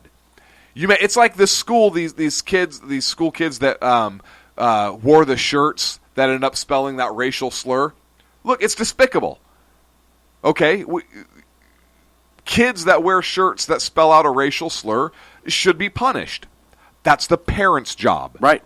That's not government's job. And I can do I support somebody's right to say that? Right. I do. I think it's disgusting. I think that it's despicable. I think that it has no place. In serious discussion, or it has no place here on our show or out there. But if somebody decides to say that, that's their choice. That's their right. Because if I can shut down that speech that I don't like, then why can my speech not be shut down that somebody else doesn't like? Well, and it's one of those things, you bring up the school, and I think it's a very interesting place to have that discussion. In a place that's supposed to teach you about your rights, it's supposed to teach you about your Constitution, it's supposed to teach you about your history. Now, I will admit that your rights only go as too far until they infringe upon somebody else's. Right. But that's within Orthodox, right? So if your First Amendment right is now infringing with my First Amendment right, which is how we get the whole permit process for protesting at like capitals or whatever, stuff. Right? Hey, yeah, you can permit here. You need a permit, but not because you have to have a permit to come here, but because we want to ensure that you have this space so that another group doesn't come and interfere with your rights that you already decided to exercise. That'll never happen. Right? So I understand that, but again, that's a permitting process, not to say no. It's to keep it safe. It's to keep it safe and to, in fact, allow you to do so without interference from somebody else. Well, and so I can understand if a child goes to the principal and goes, "Hey, you know what? Those shirts offend me because of X, Y, and Z, and I believe that I have the right to not have that offensive language in my face." Now, caveat.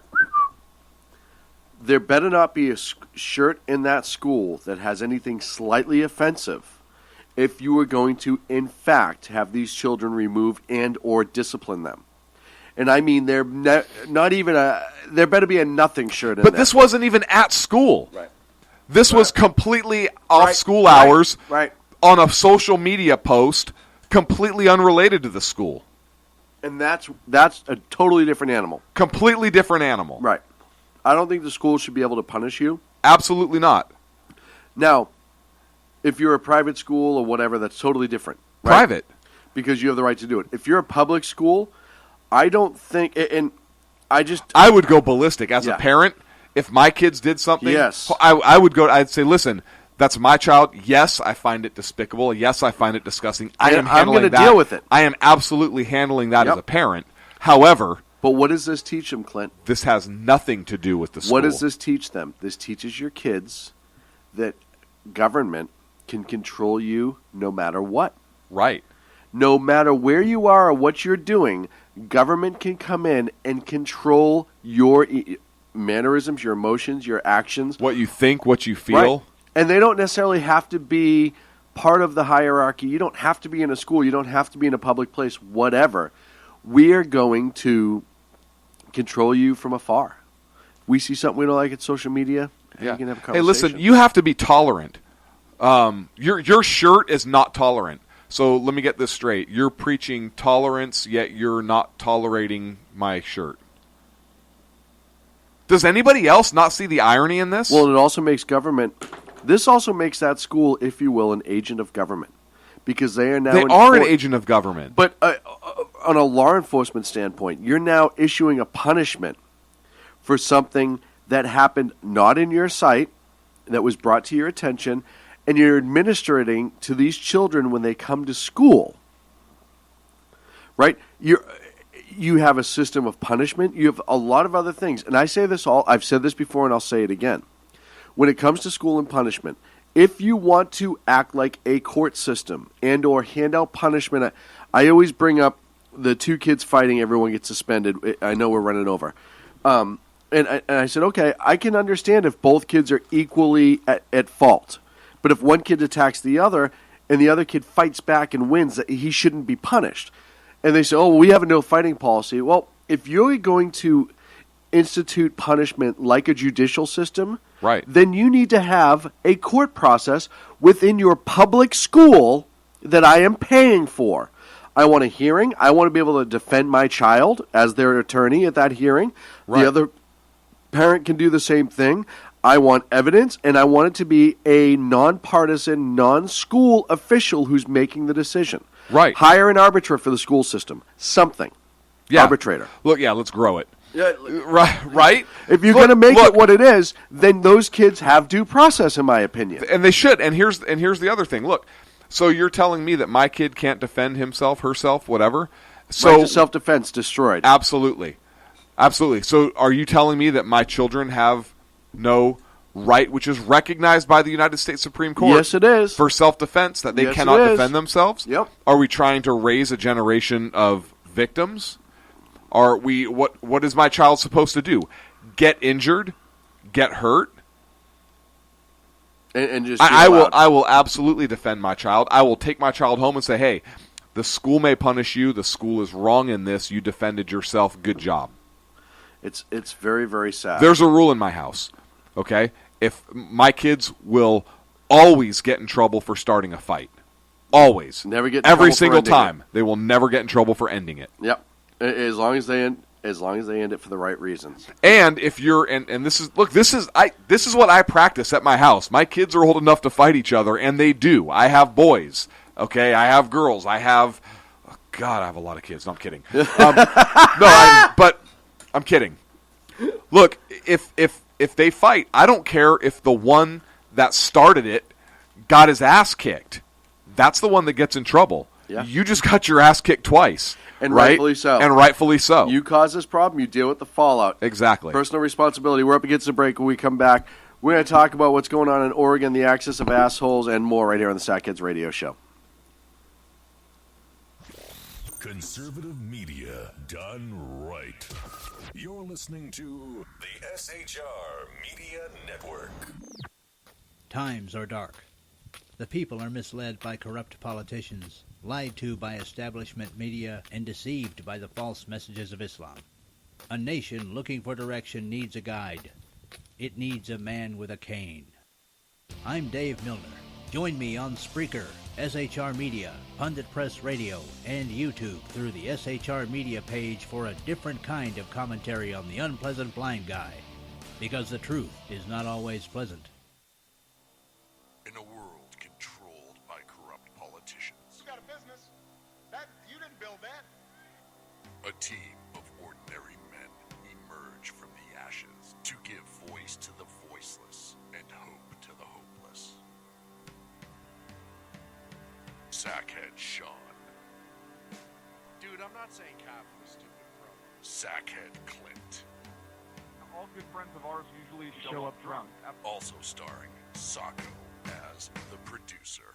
I'm a little bit drunk, I'm a little bit drunk, 'cause I'm drinking, drinking, drinking. They are the Sackheads Radio Show. Every Wednesday at 8 p.m. Pacific on shrmedia.com. Hey, it's Jersey Joe from Reefer of Common Sense, and we have moved to a new night and time. Every Wednesday night at 8 p.m. Eastern Standard Time on shrmedia.com, you will catch the Reefer of Common Sense uncensored, unfiltered, and only on shrmedia.com.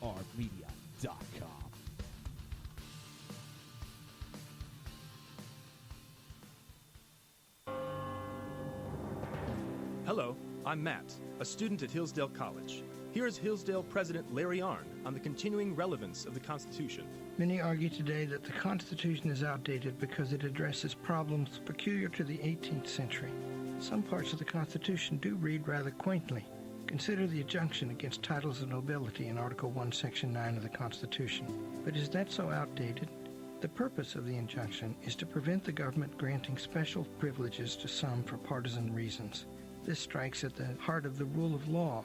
The crony capitalism so common today is a place where the government bestows favors and tax dollars on some businesses to give them a leg up over others. This is exactly the kind of thing the Constitution was meant to prohibit. The Constitution is not so outdated after all. This Constitution Minute was brought to you by Hillsdale College. To join the national conversation on the Constitution, go to constitutionminute.com. Conservative media done right.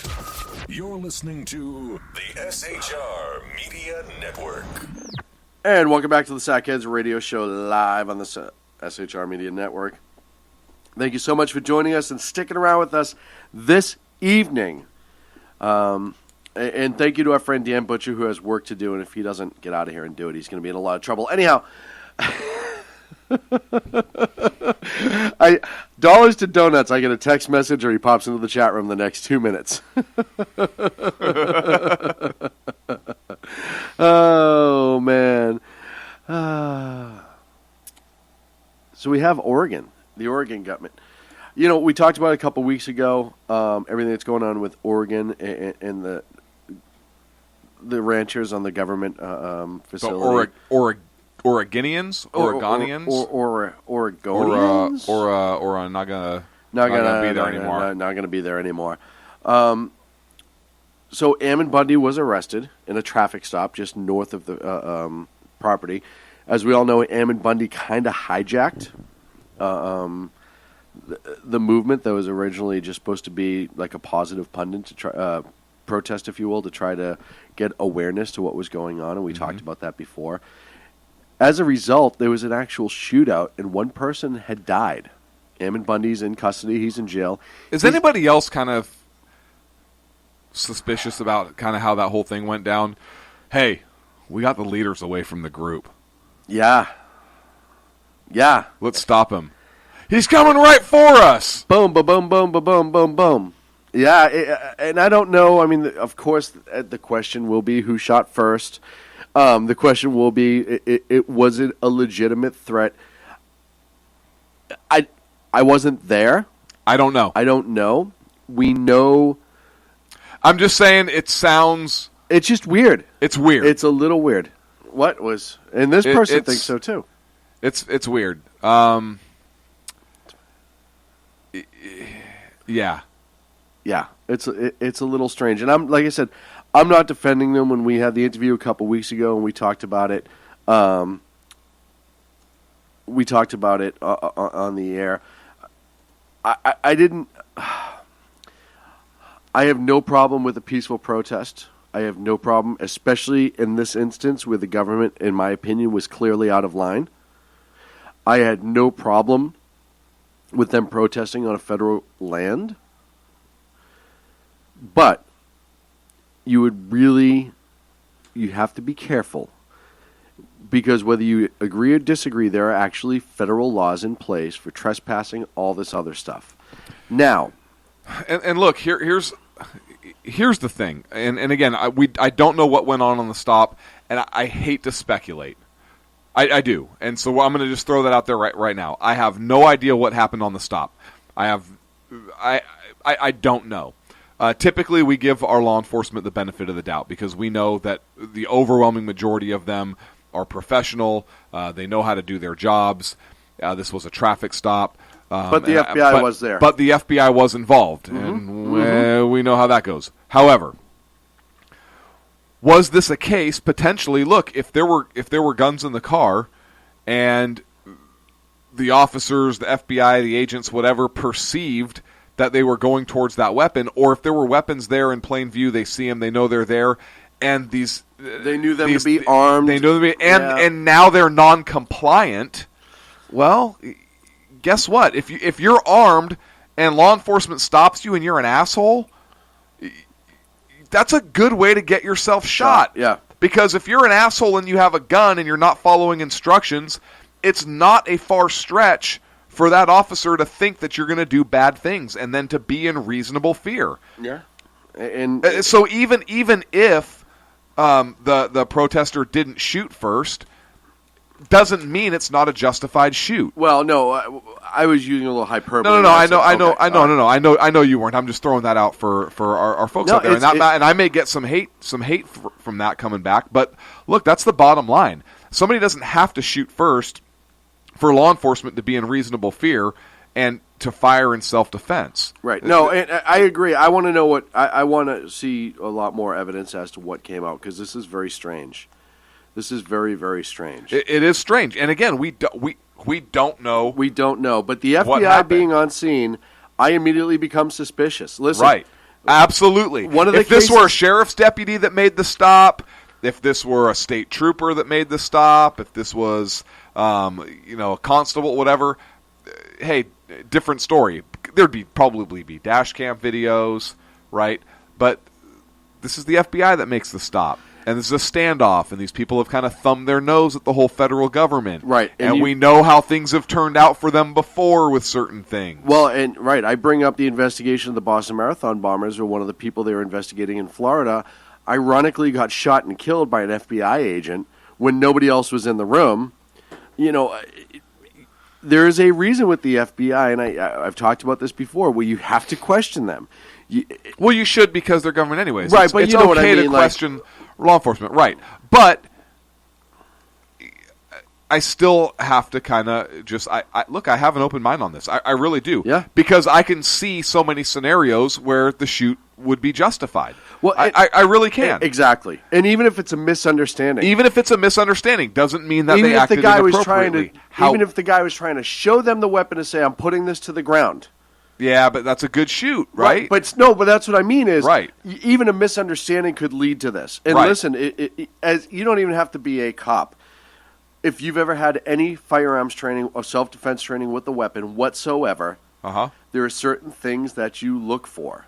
And there are certain things that you perceive as a threat, and then you are justified, even as a private citizen, to shoot another private citizen as long as it's justified. And look, we understand that in this case, this individual is supported by the conservative folks, and there's articles out there, and there's one post in the chat room. Hey, it's a murder of this individual by federal agents. And look, I'm gonna caution against that because it's like when Black Lives Matter say it's a murder of a black youth at the hands of law enforcement. Yep. And guess what? It turned out to be legitimate.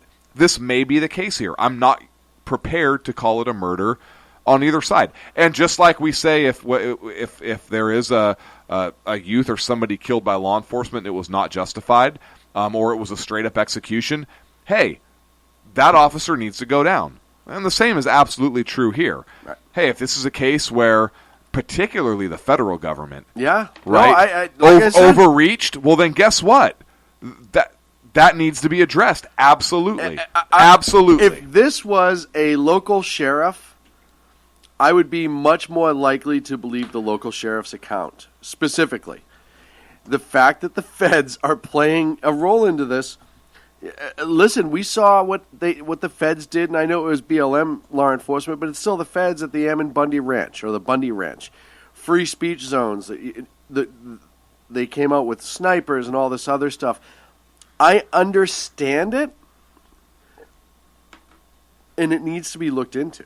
And you know, this is something where if I'm the governor, I immediately appoint an independent.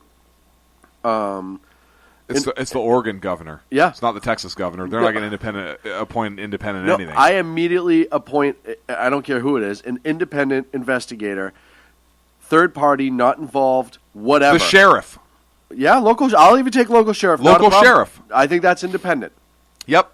So this needs to be looked into more. Not by the FBI. And I know there's some people who are saying the FBI wouldn't be with the State Patrol. I saw that in the chat room. If they're working this long term, and this is a whole, they're kind of working the same. And I think they were just saying they don't play State Patrol, and they don't. They don't. How often that doesn't mean they and weren't where in the car was with this them. traffic stop on federal property?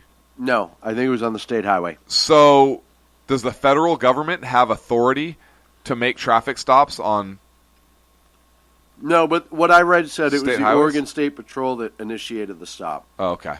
Now, early information. That doesn't mean that the FBI weren't riding behind them. And once the stop was made, all of a sudden, now they want to serve their federal arrest trespass warrant.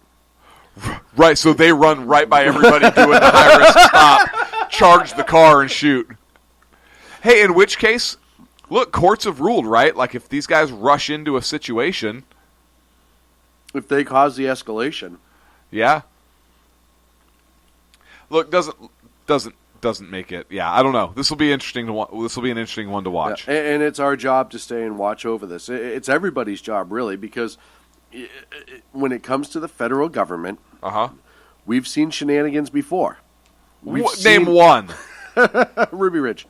No, that's one. Name another one. Branch Davidians. Listen, you're just now. Crazy. I'm just cherry picking. Yeah, now you're just cherry picking situations here.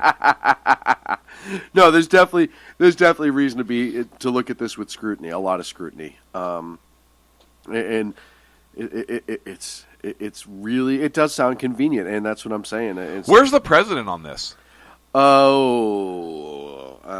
This is an outrage.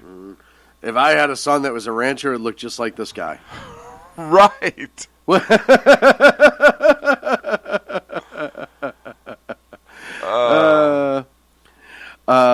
see. By witness accounts, it was a setup. There's a report that there was 40 federal agent snipers that were at this traffic stop. No. The federal government... First of all, if they had 40 snipers there and you saw them, that's a problem. They were guys with long guns.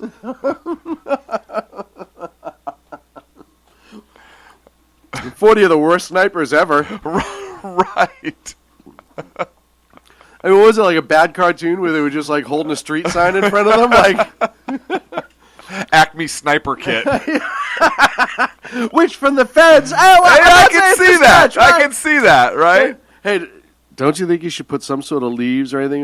No, I'm good.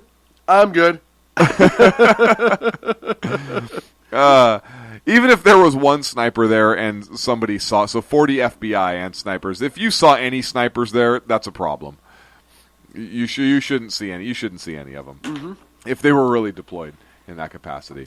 Either that or they're horrible. Although, if they're FBI snipers, they might be there. They might be there. You might see them. Well, they have the orange tips on the end of their guns. Right.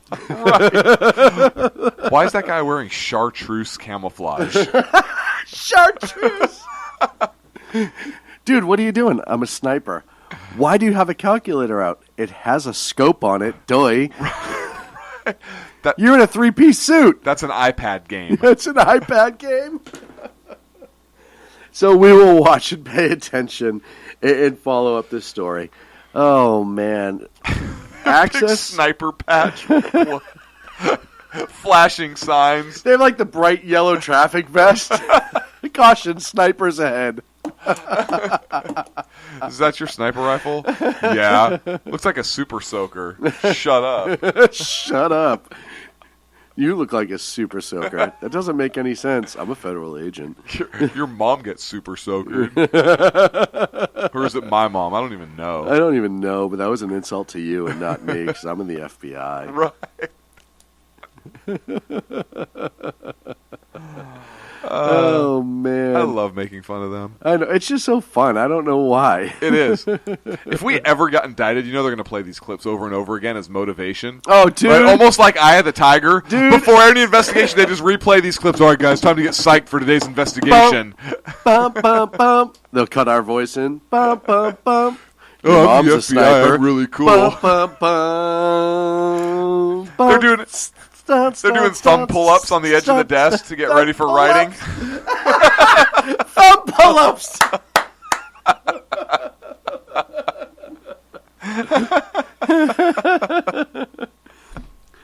Joe's the agent, going to work. Gonna indict him, some sackheads. So you have a segment. Stop.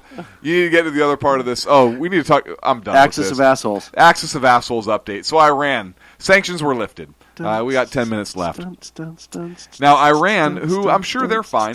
They're... Stop. Would you stop? Chew gummy bears or something. It is estimated that they're going to make $700 billion. $700 billion. With interest? No, just $700 billion, just in their deposits of minerals like iron ore, zinc, lead, copper. Oh. Look, I have some lead we can deposit over there. I have a ton of lead. Right? $700 billion. This could make them one of the richest countries in the world. And this is not including their oil reserves. Iran has more than 3,000 mines. Most of them are privately owned. However, does anybody see a problem with letting Iran have this much money? One of the main sponsor of terrorism, so much so that Israel is like, screw you, U.S. I'm going to get together with like Jordan and Saudi Arabia now because you're screwing us over. You guys suck so bad, right? Honestly, if the Nazis were still in charge in Germany right now, Israel may consider hanging out with them versus us. It's gotten to that point. Where they're like, I know what they did 60 years ago. Yeah, hey, Germany, so we know you don't like Iran either. Listen, hear us out on this. It's getting to that point. I hate to joke, but it's really pathetic. It's sad. Yeah, it's very sad. So that's all I wanted to touch on, the axis of assholes, but you have the other axis. Hello! We test fire a missile. It goes fast. Hello, Boyington. Our good friend Kim Jong. Little Kim. Kim Jong Il, a.k.a. Little Kim. There's a story that within the next week, the North Koreans may be test firing a long-range missile. Now, to North Korea, that might mean it goes 75 feet. Their version of long-range missile and ours might be entirely different. A little bit different. Right. Ours goes all the way from North to South Korea. You launched it 5 feet over the wall. ICBM, Inter-County Ballistic Missile. Inter-country big missile. Big missile.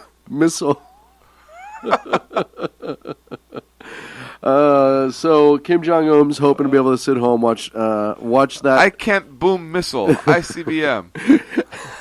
Eat some fried rice and sit and watch the missile probably implode on the launching pad, which should just be. I just think of it like a bad mafia cartoon or a bad mafia movie where like something bad's really supposed to happen to that one person, but the bomb doesn't go off, and just the look that the leader gives to the guy who set the bomb, and you know he's going to die later. I just picture that's what's going to happen. I just picture like the rocket's going to implode, and then the poor guy whose whole life has been trying to build this rocket so he doesn't get his testicles cut off by the government and left in a concentration camp, and Right. all he wanted to do was be a botanist. But because they're in a communist country, he was forced to become a nuclear scientist. To see this implode and just that look on his face. And he's got like 2 crossed eyes. Oh, yeah. Just. But his nickname's Eagle Eye. Right. And a book, Common Core Math for Dummies. In other words, Common Core Math for Common Core Math right. students. Exactly. I just picture him walking into the control room. Hello, we gonna bro something up?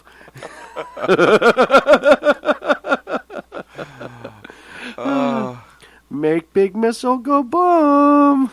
I don't even know why they'd speak broken English. It's the weirdest thing, but the North Koreans do strange things over there. So that's supposed to happen later this week. Is there anything we missed? How did we get through everything? What if North Korea launched the missile and the guidance system failed and it went to China? Or Russia? I just think more like Wile E. Coyote. It literally takes off and just goes right towards the control center. Like the rope attaching it is connected around little Kim's ankle. Takes him for a ride. Oh, first class. It's like the end of Dr. Strangelove, right? He'd be riding the missile.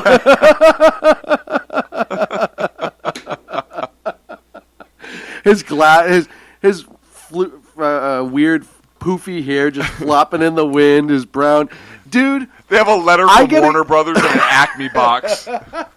I gotta give little Kim credit, though. That guy is trying to bring the speed suit back hard. I mean, hard. Oh, right? yeah. The Italian speed suit, like, he is trying so hard to make that happen. And he's not giving up. No, like, he doesn't have to. Right. But he's it's the not dear like, leader. It's not like, oh, this hasn't stuck or anything like that. Like, he's in a speed suit all the time. Oh, yeah, he's owning it. And now, it kind of makes me think that speed suits need to come back in this country. Are you proposing that we wear speed suits? I am proposing that at some point, we're hinting with the idea of May maybe going on a work trip for SHR Media for an event abroad. Abroad? Away. Oh, I thought you were talking about something different. So I propose that on the trip we wear speed suits with certain patches on the back. More on that later. But I want the Italian loafer with like the 2-inch heel or the 3-inch heel, the zip-up sides. Right. Like full 70s. Go full 70s. I have the chest hair to pull this off. Full like Lee Majors. Oh, yes. Right? Yeah, like, just think Burt Reynolds. Yes. Like, just... You know who could pull that off is T. Oh, T absolutely could. He doesn't have the chest hair like I do, though. No, he doesn't. But he could wear some plum smugglers.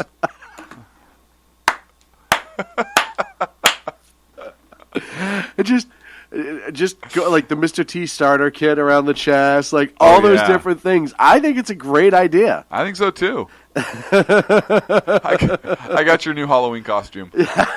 Ron Jeremy.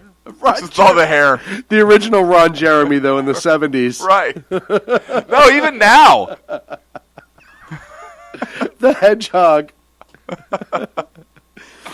Dude, I'm flipping through TV a couple months ago, right? And it's like 3 a.m. and I'm stuck awake. So, infomercials. So he's doing an infomercial, and it's Ron Jeremy doing an infomercial for Extends. Right? But instead of him being like Ron Jeremy doing it, which would sell a lot more, he's almost like they wrote him a role, almost like he's a medical professional. So, like, he's trying to explain how it works. And I thought to myself, some poor kid's going to turn this on and not know who Ron Jeremy is. Alien civilization. Yes. And just think that, hey, this doctor's telling me this medicine's great for me. Right. And meanwhile, it's Ron Jeremy. And he may not discover that for a few years.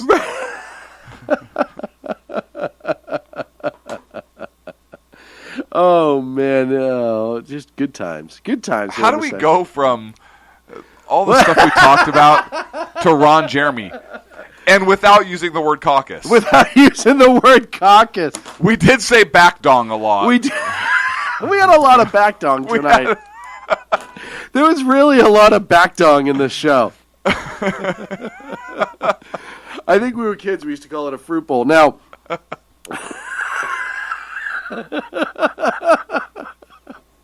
we will be back next Wednesday right here on the Sackheads Radio Show live on the SHR Media Network, 11 Eastern, 8 Pacific. Make sure you check out all the great shows. Go to High Plains Pundit, hppundit.com. Great website.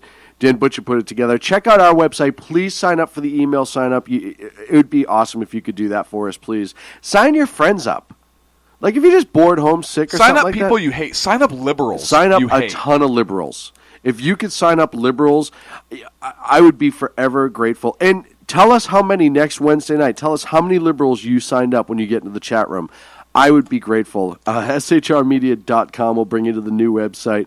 That's it for us. We will talk to you next week live from the Sackhead Studio.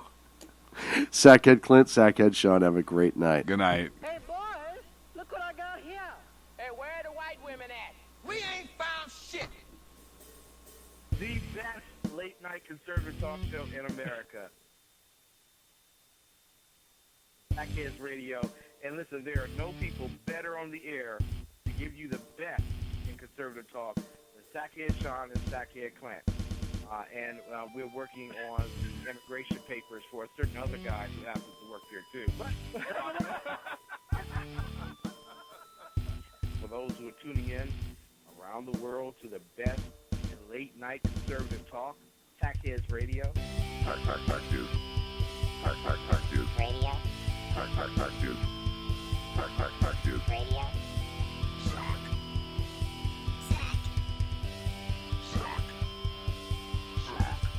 The best late-night conservative talk show in America. In America. In America. Into the silo. And in this web was a large, I'm pretty sure it was the biggest spider I've ever seen.